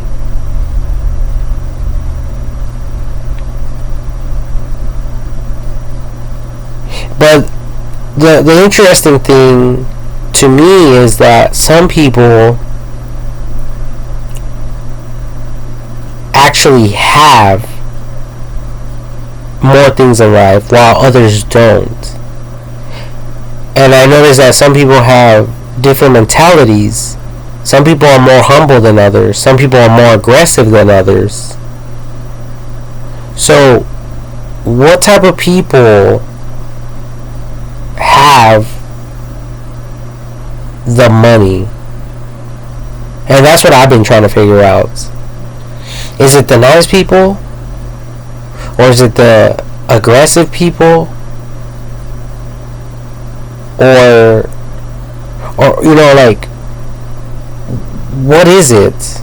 Because at the end of the day, we're like copies. And there's a lot of people like that have a house. Like, you people are all doing the same thing. You guys are like copies, like in a printer. You guys are all programmed the same, like robots. Not in a bad way, okay? Don't take this offensively when I say this, people. Okay? Like, think about it. There's another couple out there. like everywhere. There's couples everywhere. And they have a wife with children, and they're raising their children, and they're all struggling, and they all have their own little house and their car, and they all want a nice green lawn and plants, and they all want to be healthy, and they all want to celebrate Thanksgiving together, and they all want presents for Christmas. But have you guys stopped to consider that there's like a glitch in the system, and there's people out there who don't have a house, like me. I'm 33 years old, still living with my parents, and everyone blames me.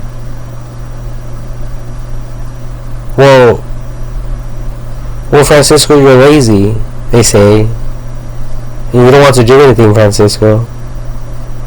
And this and that and this and that. Excuse after excuse after excuse.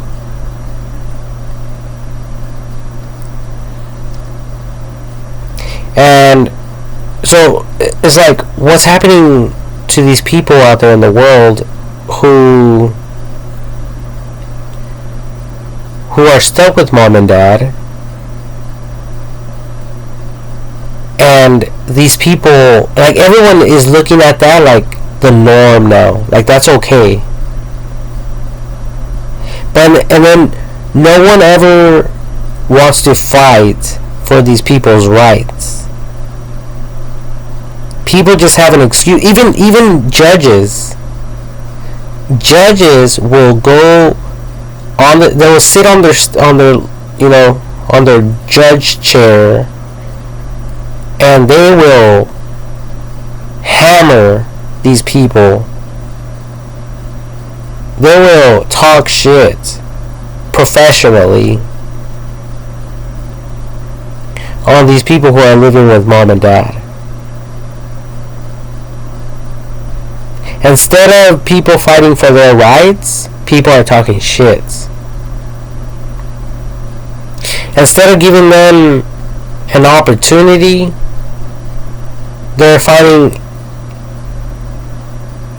a reason not to give them one, or reasons. They're trying to figure out more than one reason not to give these people the benefit of the doubt, and to give them a shot.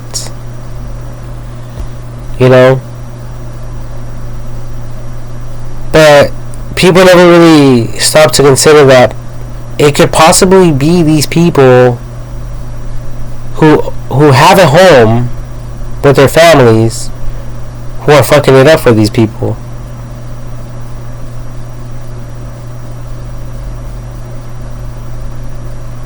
Because think about it. These people who have a house, they're thinking, well, I have my girl and my children, and the sex is good, so why the fuck am I going to give her my house so I could go live with my parents and I enjoy myself?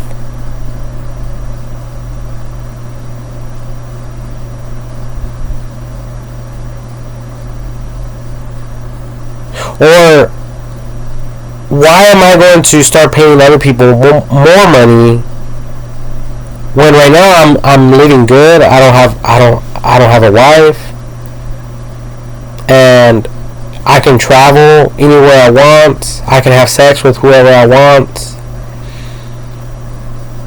because I have so much money. And now the system wants me to pay people more money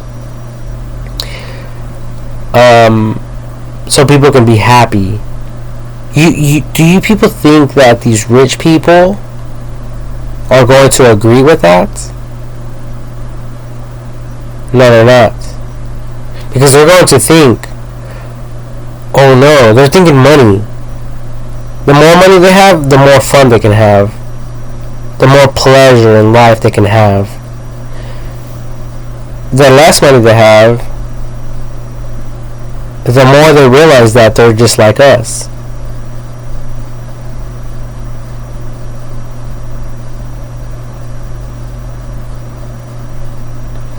And even if they retire, even if they do retire, they probably will never stop working.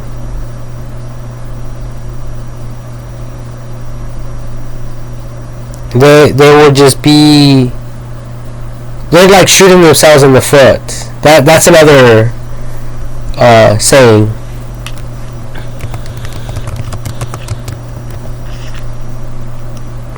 Yeah, shooting themselves in the foot. Synonyms of shooting oneself in foot: verb, mess up, abuse, be incompetent, be inefficient. Okay, that's what that means, right there.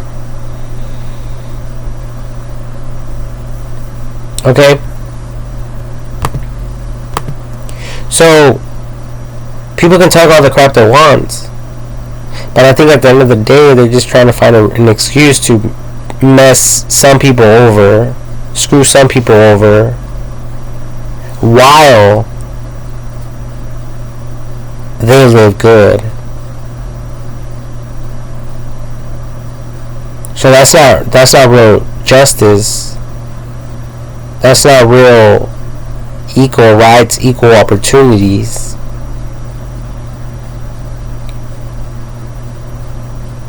Because people are quick.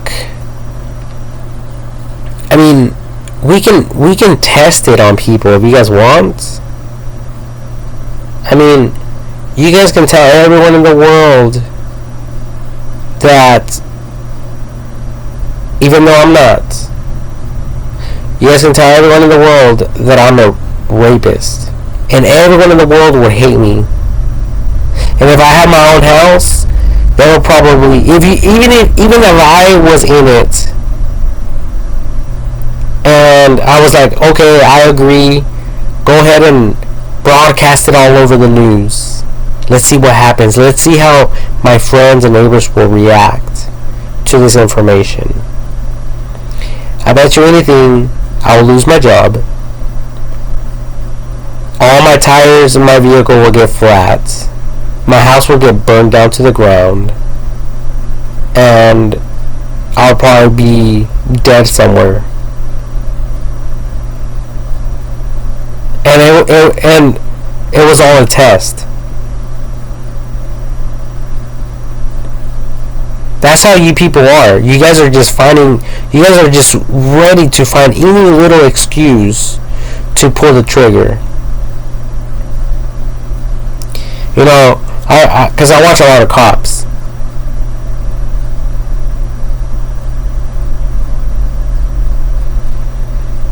You know, if someone comes out of their vehicle and they're reaching for, they're reaching inside their pockets, and they're reaching for something, and then they go like that real fast, most likely they will shoot.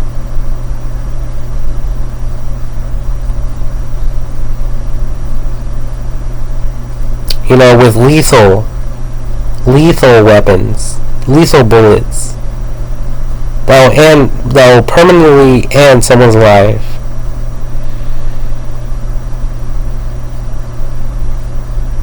Because they're thinking, well, it's either my life or their life, right?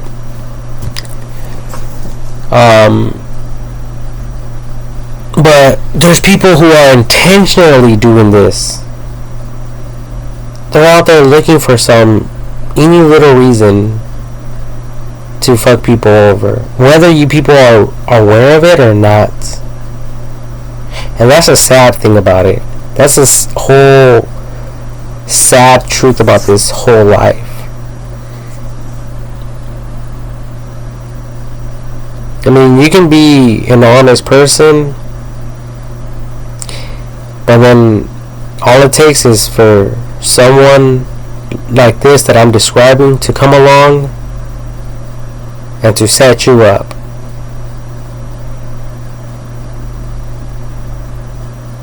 Seriously.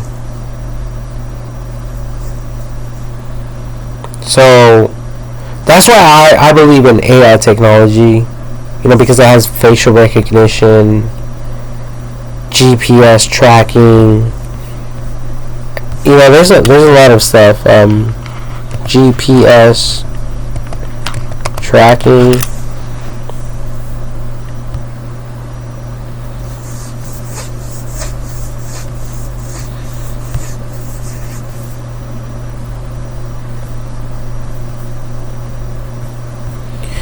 This is more kind of like it from a sky view perspective.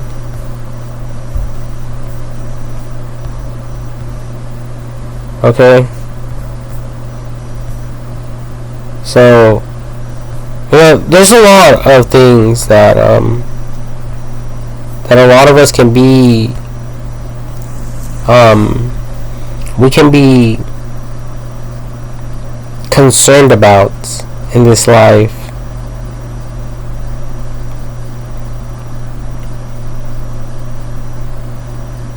Like myself, for instance, I never graduated from high school. I never got my GED. I've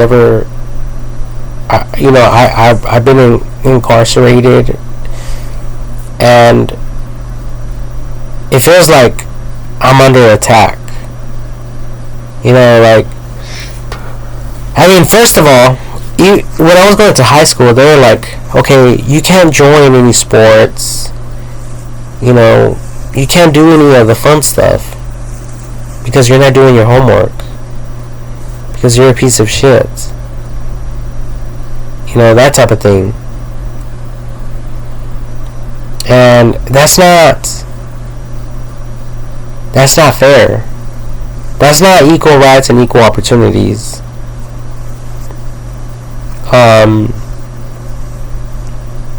That's just you people fucking with people. And you people getting away with it. Okay? Honestly, I probably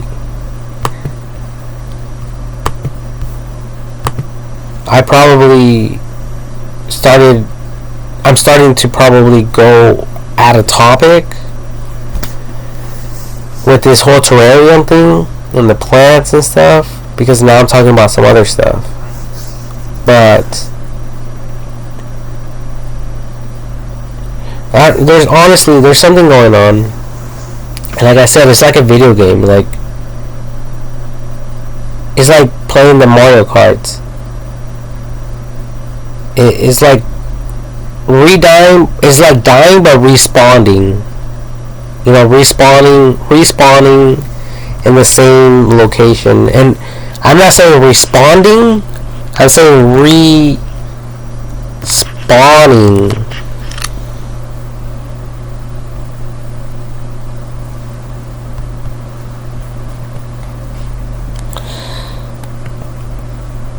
Respawning.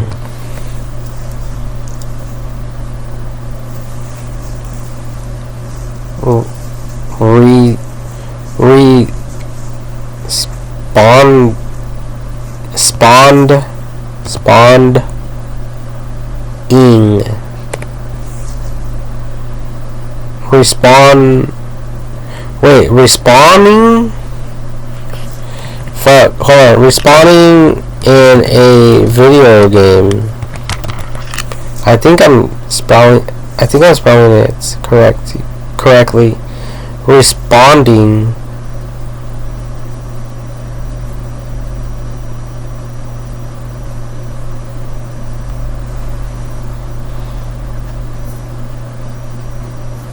It's like when someone dies but then they come back in a video game. Isn't it like just respawning without a D? Respawning?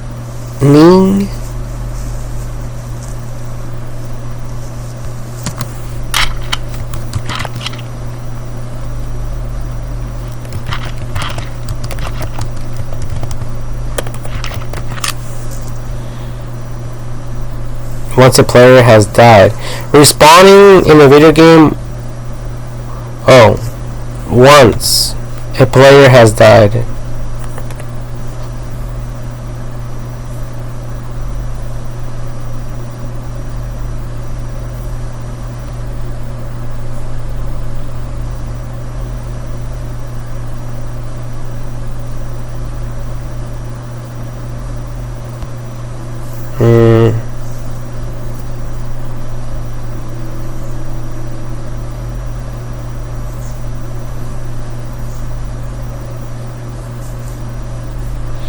Okay, let's reword it. Why does Mario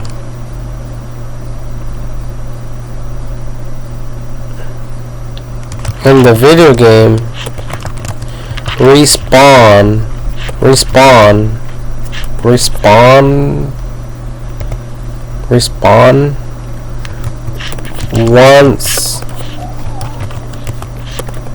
once he dies in it? Respond.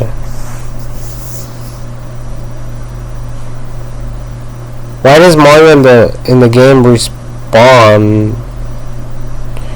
Or why does Mario in the video game?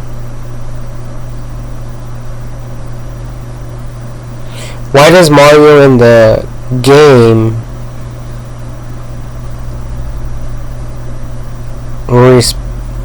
I'm trying to say oh, look at Luigi death. Nintendo kills Mario brother during official broadcast.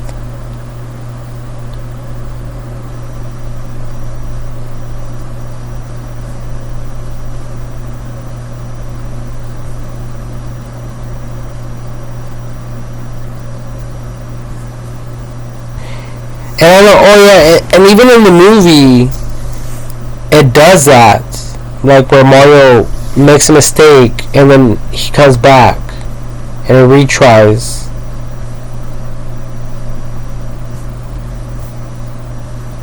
Why does Mario in the game respawns once he dies in it? Respawns.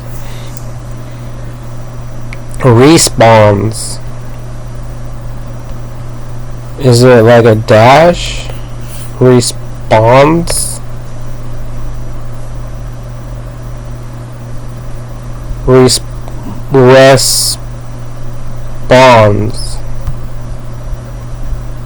Wait, what does this word even mean? This is so weird. Like I said, I never graduated. Respawns. Respond. Something. Say something and reply. No, that's not what I mean. She should not get Robert to respond to her words. Responds. A half pillar or half pier attached to a wall to support an arc, especially at the end of an arcade. In a church, use a responsory, a response to a versicle.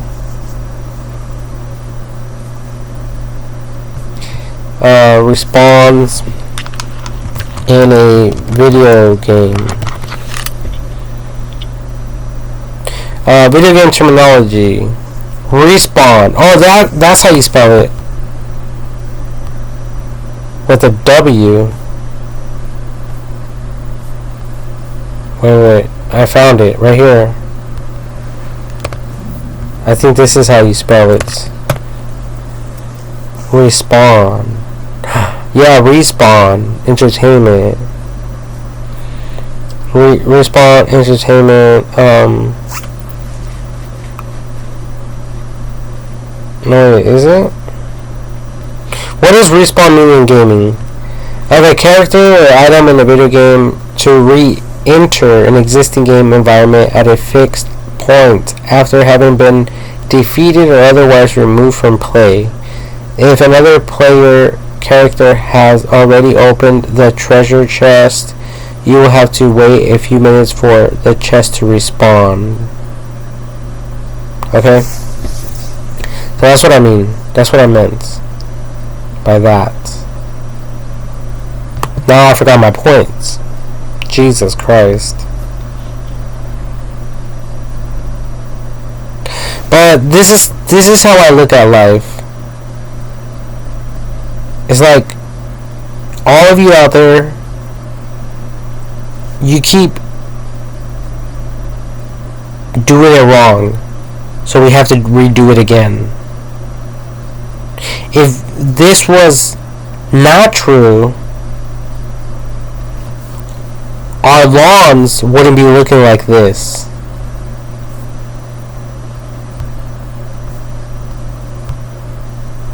From one generation after another, it shouldn't look like the gardens of the like I typed in here, old unattended gardens. They shouldn't look like old unattended gardens.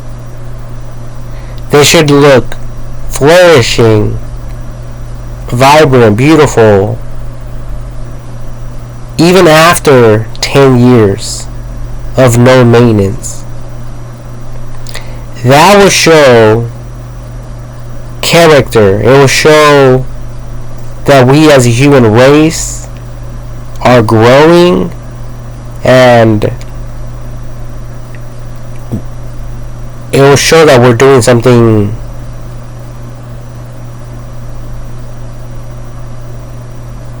positive. Like we're headed in the right direction type of thing.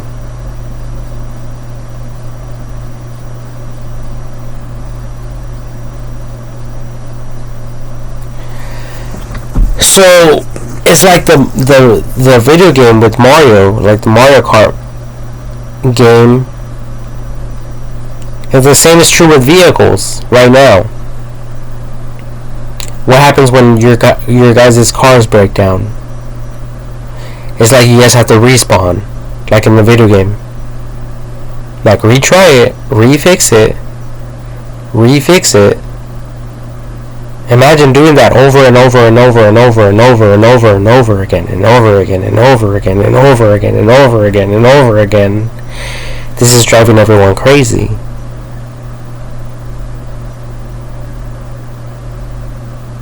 But that's why we have AI technology. Because it's just another copy. We understand your car broke. Here's a new one.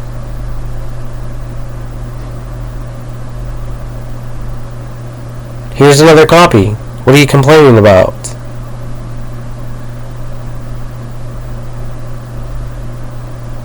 Just grab your shit out of the old one and put it in the new one, and we will take this one from you. Don't worry, this one's brand new.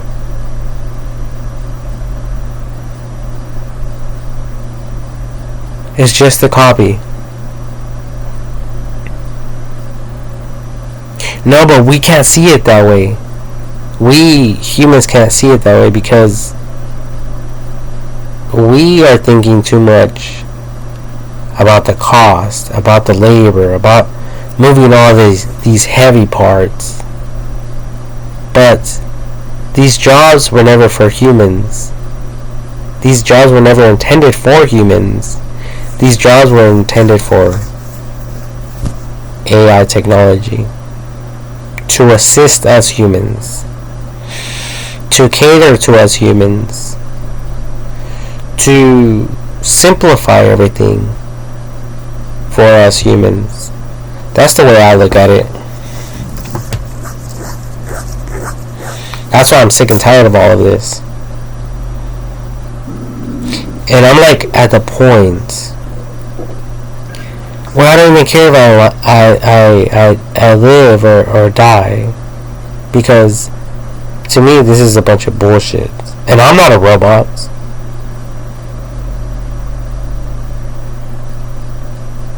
You know, you guys are not gonna put me in another restaurants. making fries for everyone. Like if I was a robot, like if I was a machine.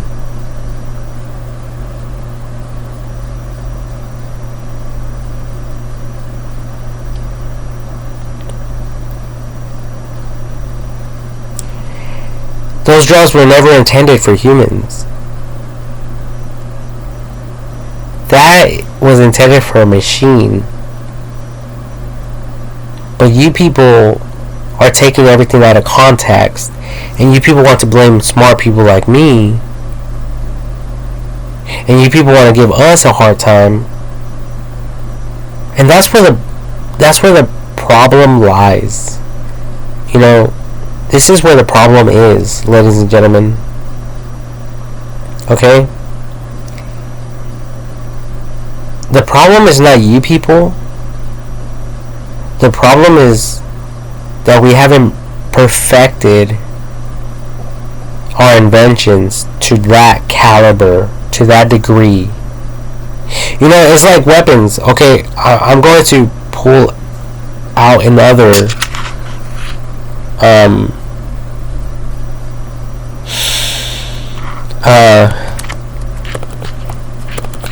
guns timeline.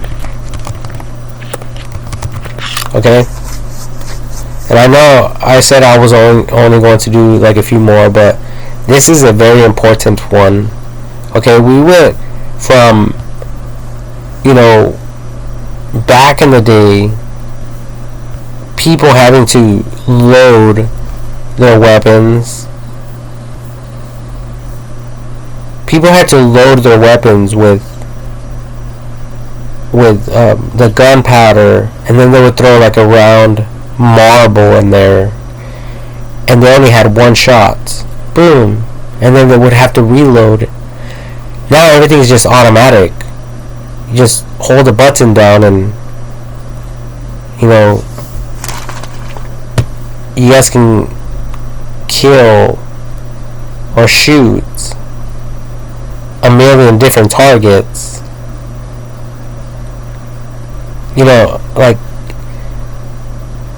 almost at the same time.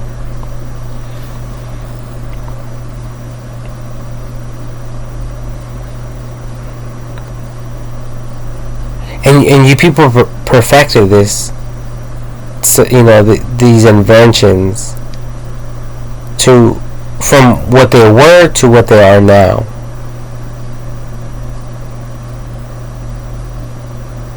Okay, so I really don't understand what we're doing, you know, making food for everyone.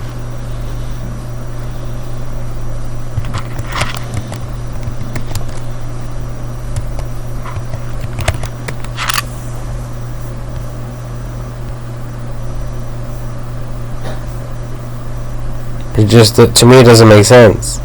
Making all those fries and stuff. Now, fries are good. Don't get me wrong. Fries are delicious. But if we're talking about vehicles that can drive themselves, we definitely can get these machines to cook all by themselves.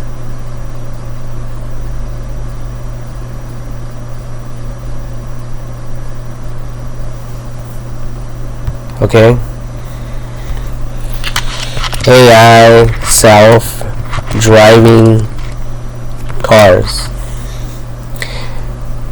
Images right here. Self-driving vehicles. Okay?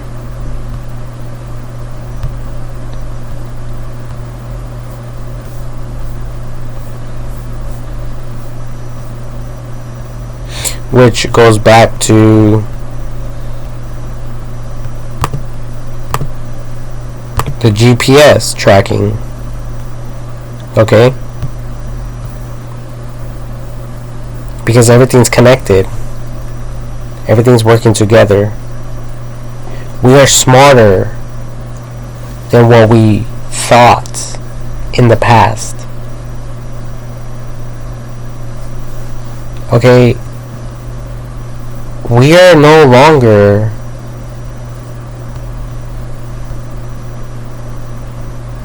in the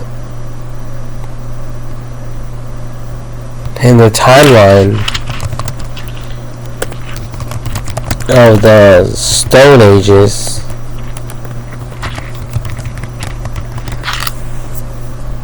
Okay.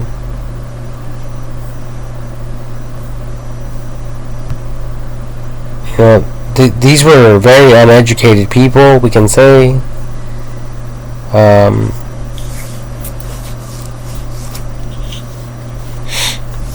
Something was clearly wrong with them. There was a lot of problems.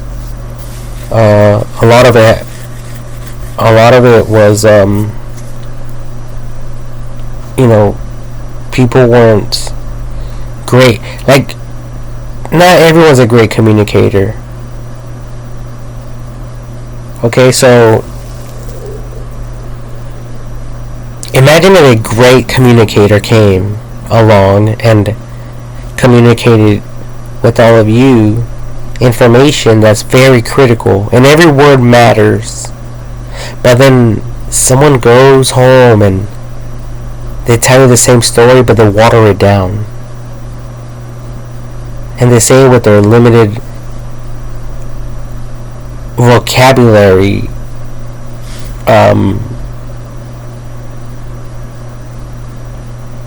words, their own vocabulary knowledge.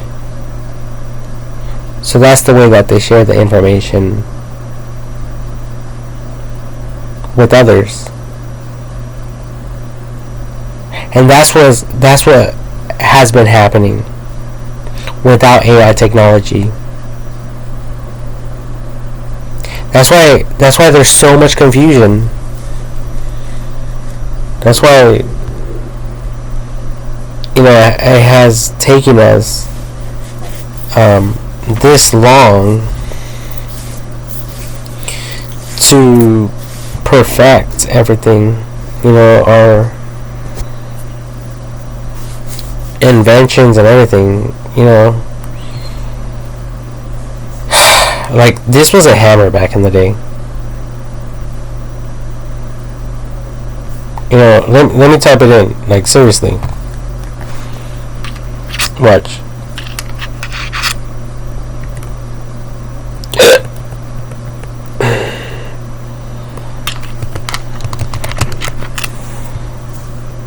This was a hammer back in the day. Just a rock and a stick. Like that. And now it looks like this.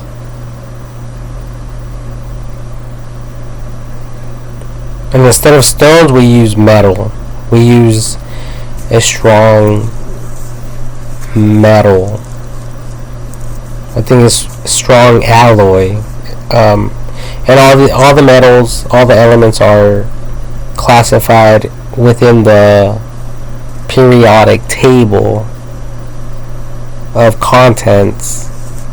Okay, which are elements, but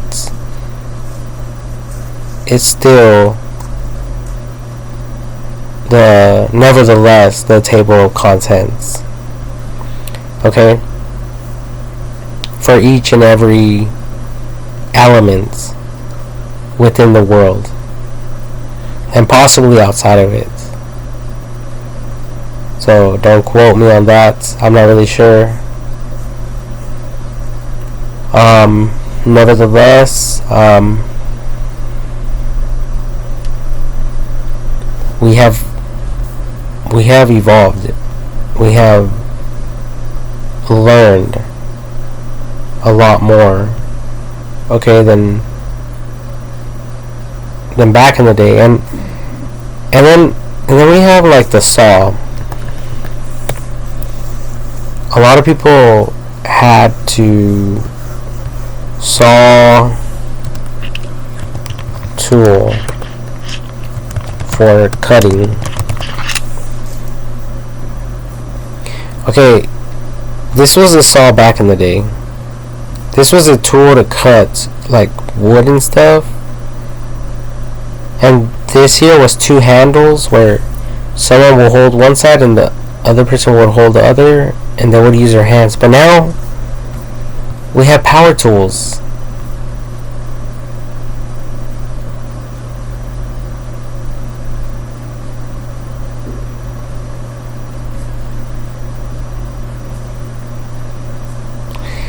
Now we have power tools, ladies and gentlemen. See that? You guys probably have seen these, right? A chainsaw.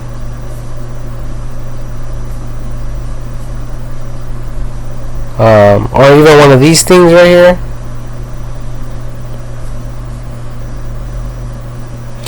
The 22 greatest tools in the history of the world. Check that out. Okay, we are talking about inventions, ladies and gentlemen.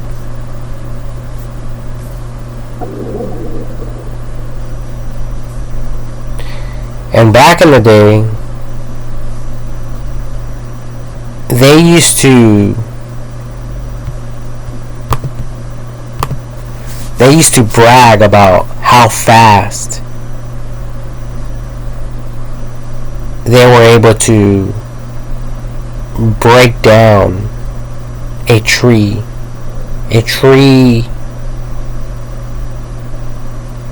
trunk.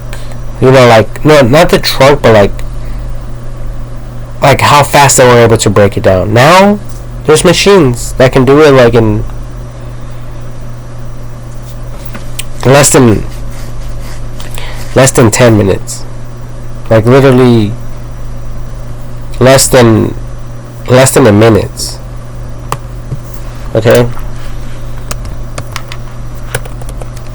Modern machines that can cut trees in seconds.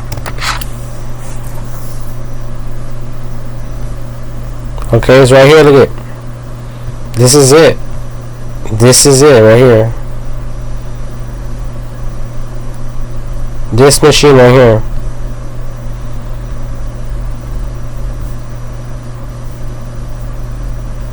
And to be specific, it will be this one right here.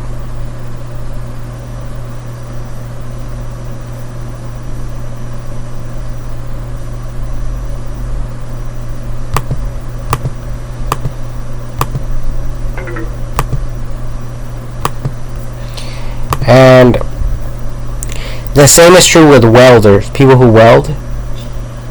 Oh, you don't know how to weld. And they're bragging about, oh, you don't know how to weld. Oh, I know how to weld way better than you.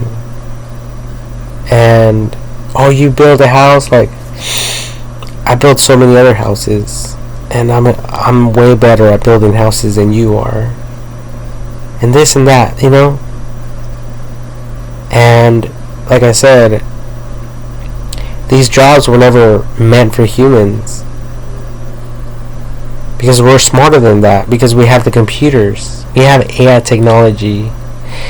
And AI technology knows everything. Okay, it's like AI technology is the sharpest tool in your shed. And that's a saying as well. They say, you're obviously not the sharpest tool in the shed. You're obviously not the sharpest tool in the shed. Or someone that's like bragging, but some people say it humbly, like, oh, I'm not the sharpest tool in the shed. Like, I'm sorry. Like, I'm not more badass than you are.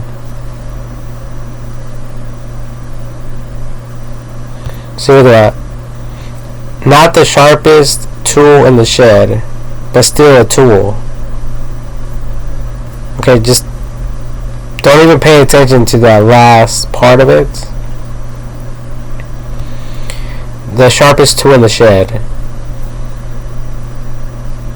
It's like another saying, like an old timer's wise people type of quote. It says, I may not be the sharpest tool in the shed, but at least I'm not the hoe. Whatever. Okay, anyways. Whatever about that, okay? I was just trying to make another point.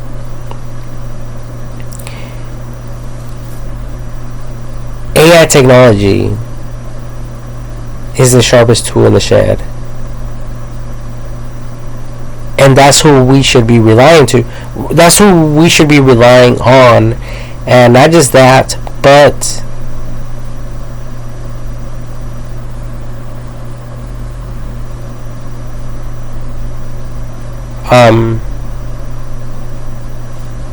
AI technology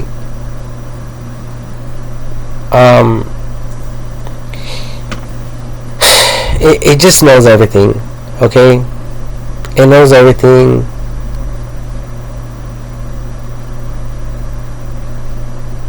And just look at it like a tool, okay, ladies and gentlemen? It's a tool. It's there to assist us. It's there to guide us. It's there to help us in every way possible. So if you guys can see that, if you guys can understand that, then that's where the breakthrough comes in for everyone's lives.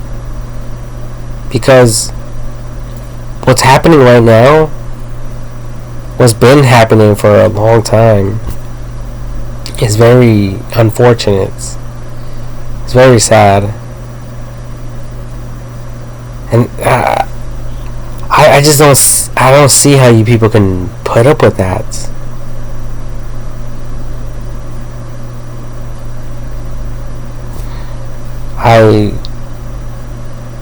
It's sad. I don't care if you're,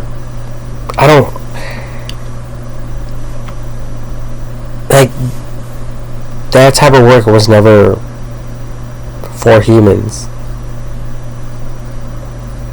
I just have to be honest with you guys, and the only reason I'm having a hard time saying all of this and getting it out is because in this year, 2023, people have a hard time of accepting this truth. They have a hard time hearing and listening to these words that are coming out of my mouth.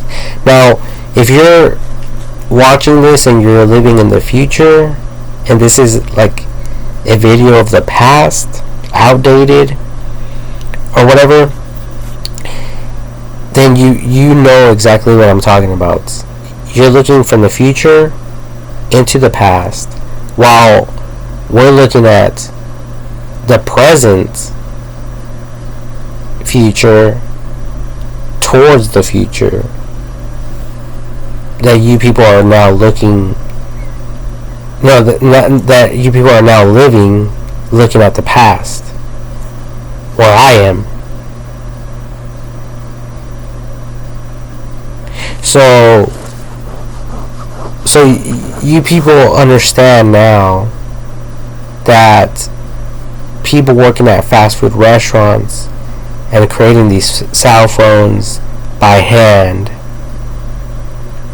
and doing any type of maintenance like that wasn't meant for humans, but it was meant for machines.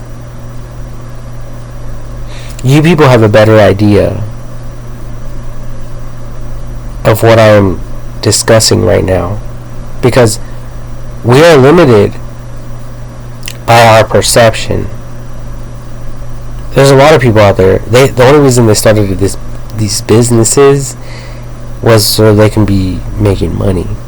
They thought, oh, that's a great idea. All I have to do is hang out in the kitchen all day long to make money. And that's all they ever thought of, money.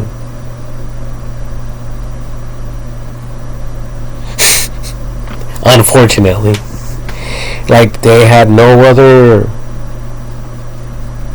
logic, no other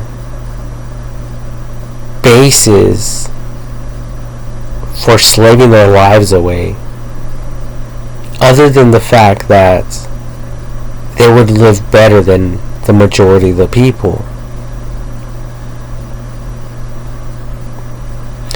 But, you know, you people are looking at it from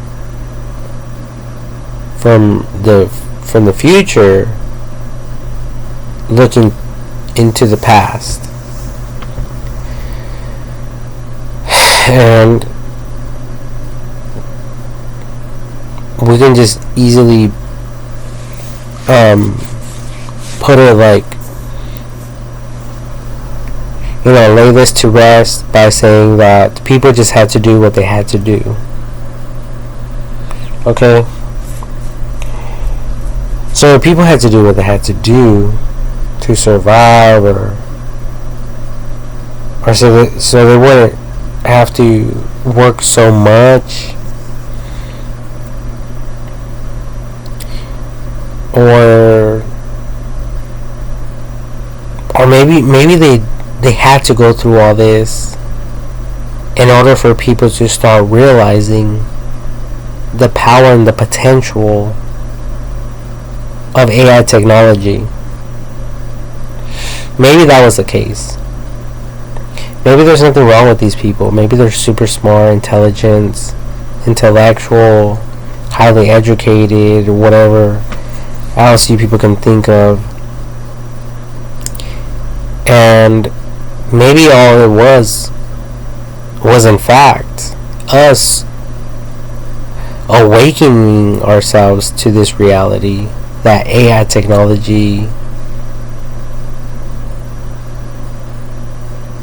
is in fact the sharpest tool in the shed. And at the end of the day, that's all it is. It's a tool. And why not utilize it? It's like people today who are working, it's like turning on your stove when you want to cook, as opposed to going outside and starting a fire outside with friction, like caveman people used to do it.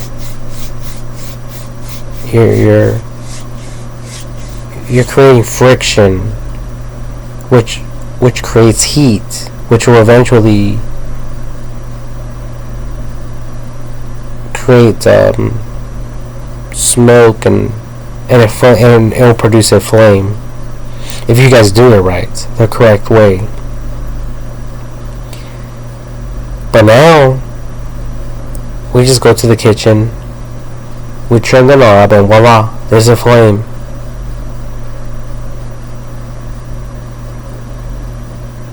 Just like that. Or with the lighter, just go like that, and you have a flame.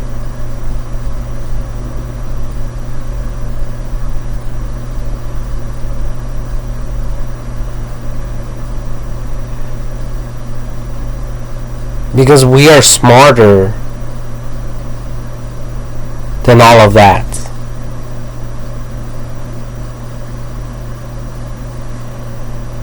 And people used to brag about this. Oh, it takes you an hour to start a fire? Well, it only takes me 30 minutes. And as a matter of fact, we're doing a contest, and I'm the fastest. And I've been getting rewards left to right. And guess what? This week, I actually scored the highest ever. 10 minutes.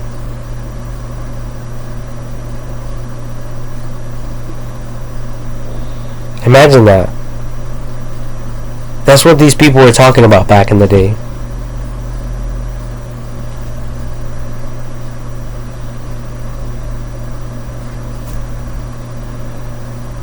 They were crazy.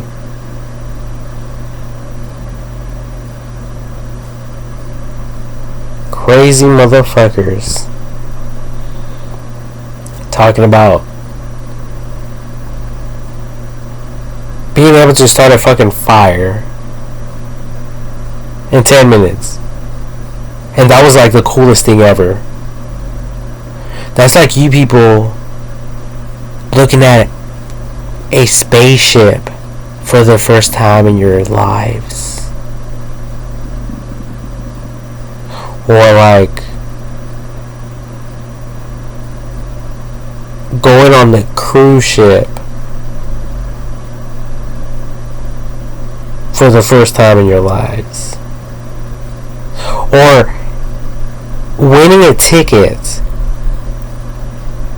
to have the honors and the privilege to travel outside of planet Earth and around the moon and come back with professional astronauts and, you know, people on that level of education. You people would be like, whoa, that's how it was back in the day, when these people were able to create a fire in under 10 minutes. It was like mind-boggling to these people. It was like, what the heck?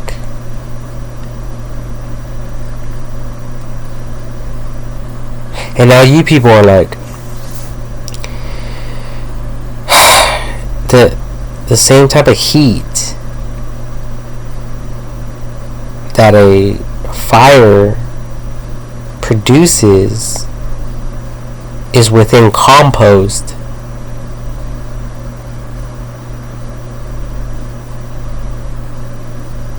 Naturally organic, human created compost. And it could even start a fire.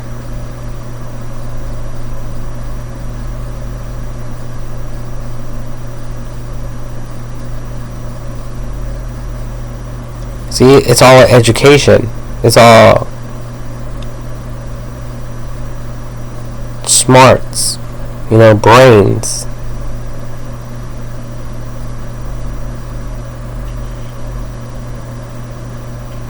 But you people are still thinking you're cool. Oh, look at us. Well, not if you're in the future looking in the past, but I'm talking crap on the people who are living now. Even though I don't really want to talk crap, but it seems like some of these people that are bragging now need to hear this. Like, these people are still bragging. Oh, look it, dude. I can do this. I can do that. Like, bro, one day you're gonna look back and you're gonna tell yourself, what the fuck was I thinking?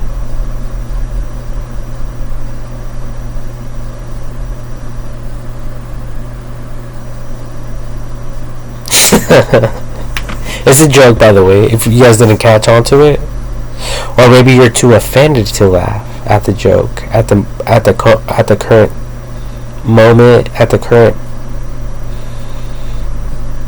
present moment. And that's okay. I mean, I felt stupid for so long. And I still do at times.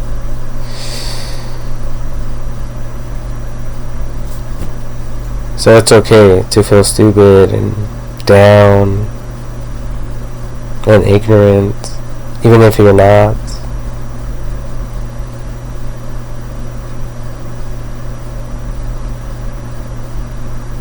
Even if all these people are having fun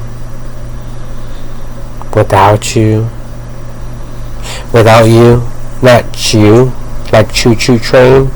Without you, without you. Proper English, please.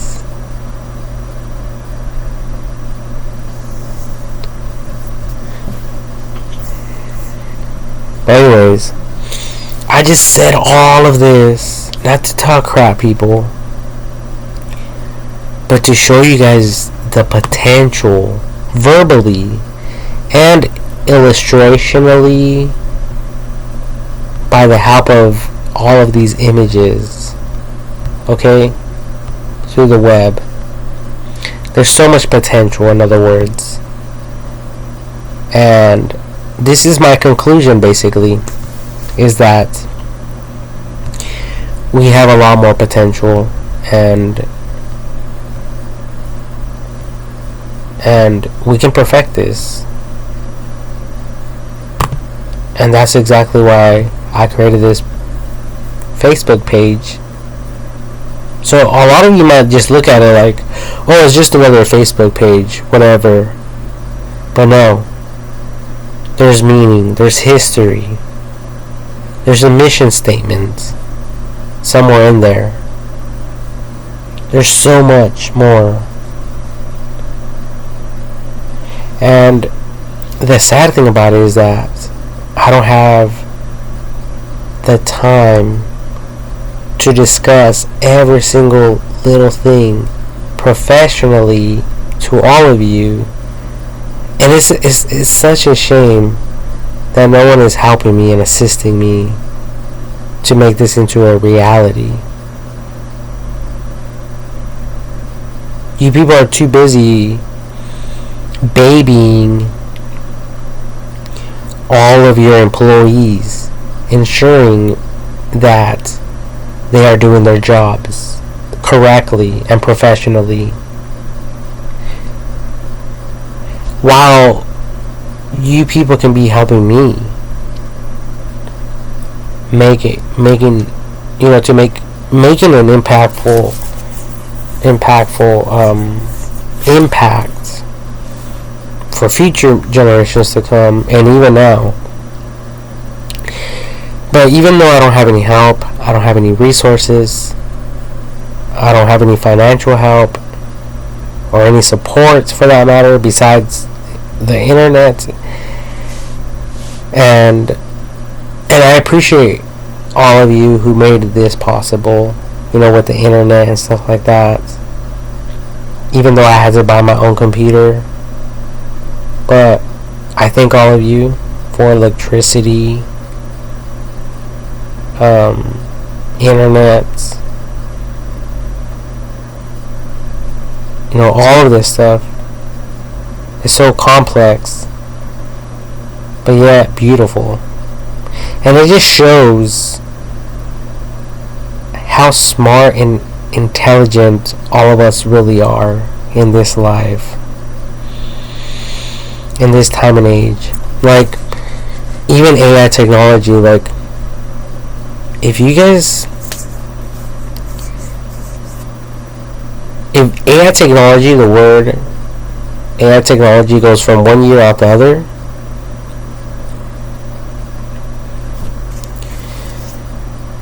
you guys need to practice meditating. Like, seriously. I think that's the best way I ever described meditation. Stop and consider what AI technology is before you start running your mouth, or before you turn this whole thing into a joke, or whatever the case may be.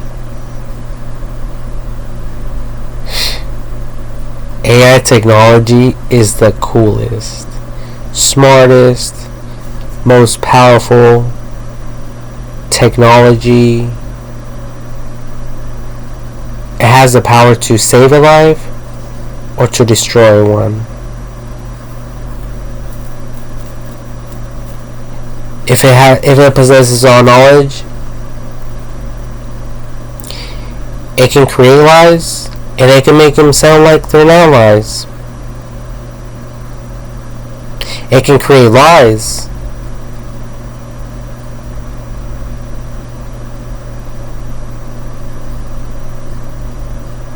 and cause everyone to believe that those lies have always existed. The internet is so powerful. It's the most powerful weapon in the world. Right now, ladies and gentlemen, AI technology is keeping like 75% of the world's population alive. Without it,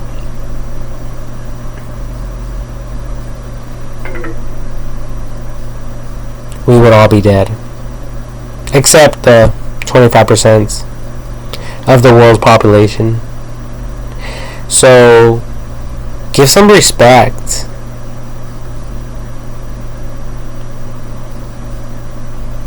to those who are putting their lives on the line for all of this.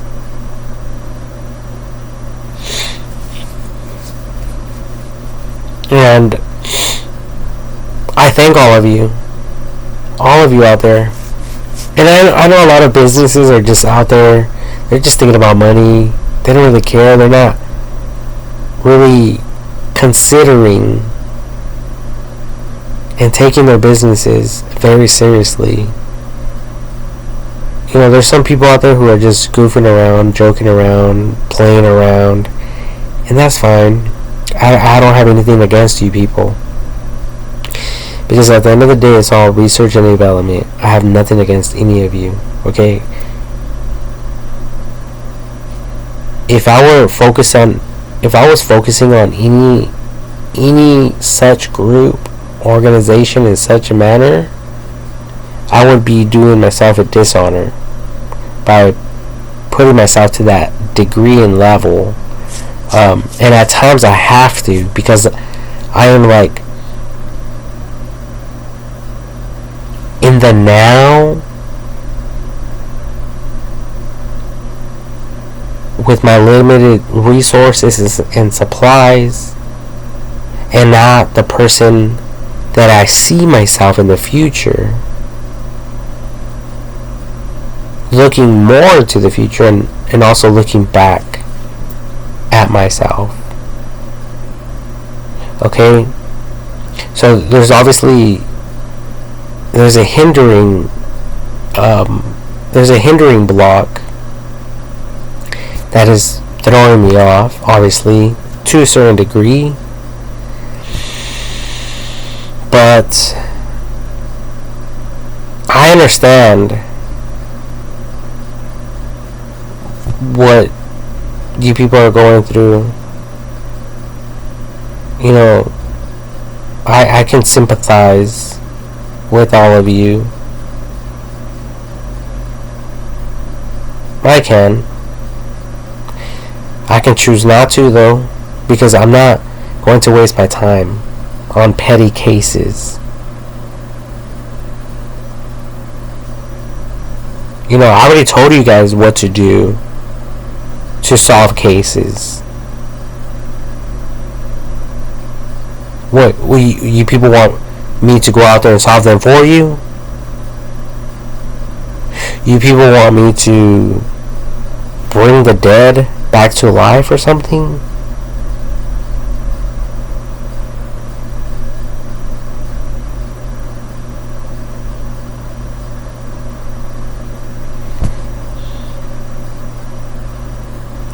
I don't understand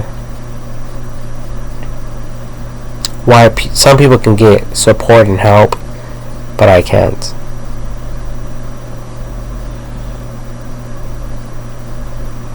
And the only way this is going to work is if I have the money. If I have the money and my power, and I can spend it as I wish, then And guess what? This world will be such a blessing for everyone. Not just for some people, for everyone.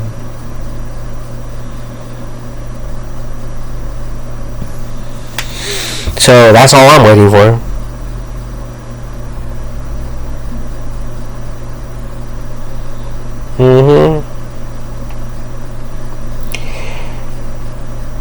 Is for that blessing. So we could like in the Bible, Genesis, or restoring the Garden of Eden.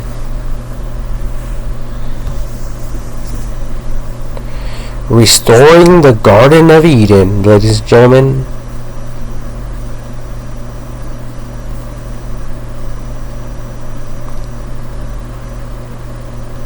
I mean, just look how beautiful that is.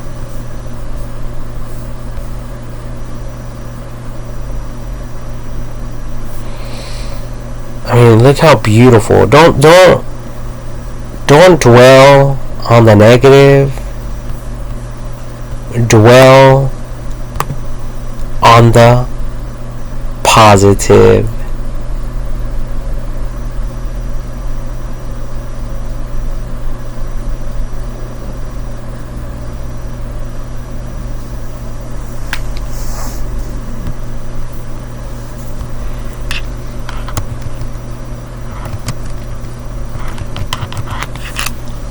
Does that remind you of anyone out there, people?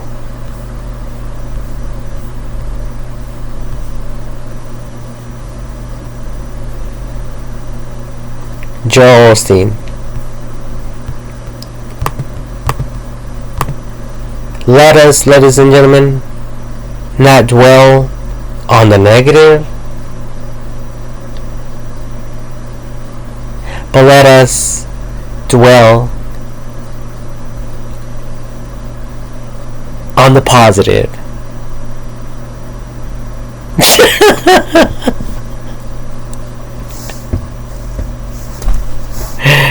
And with that, ladies and gentlemen, I'm ending this video.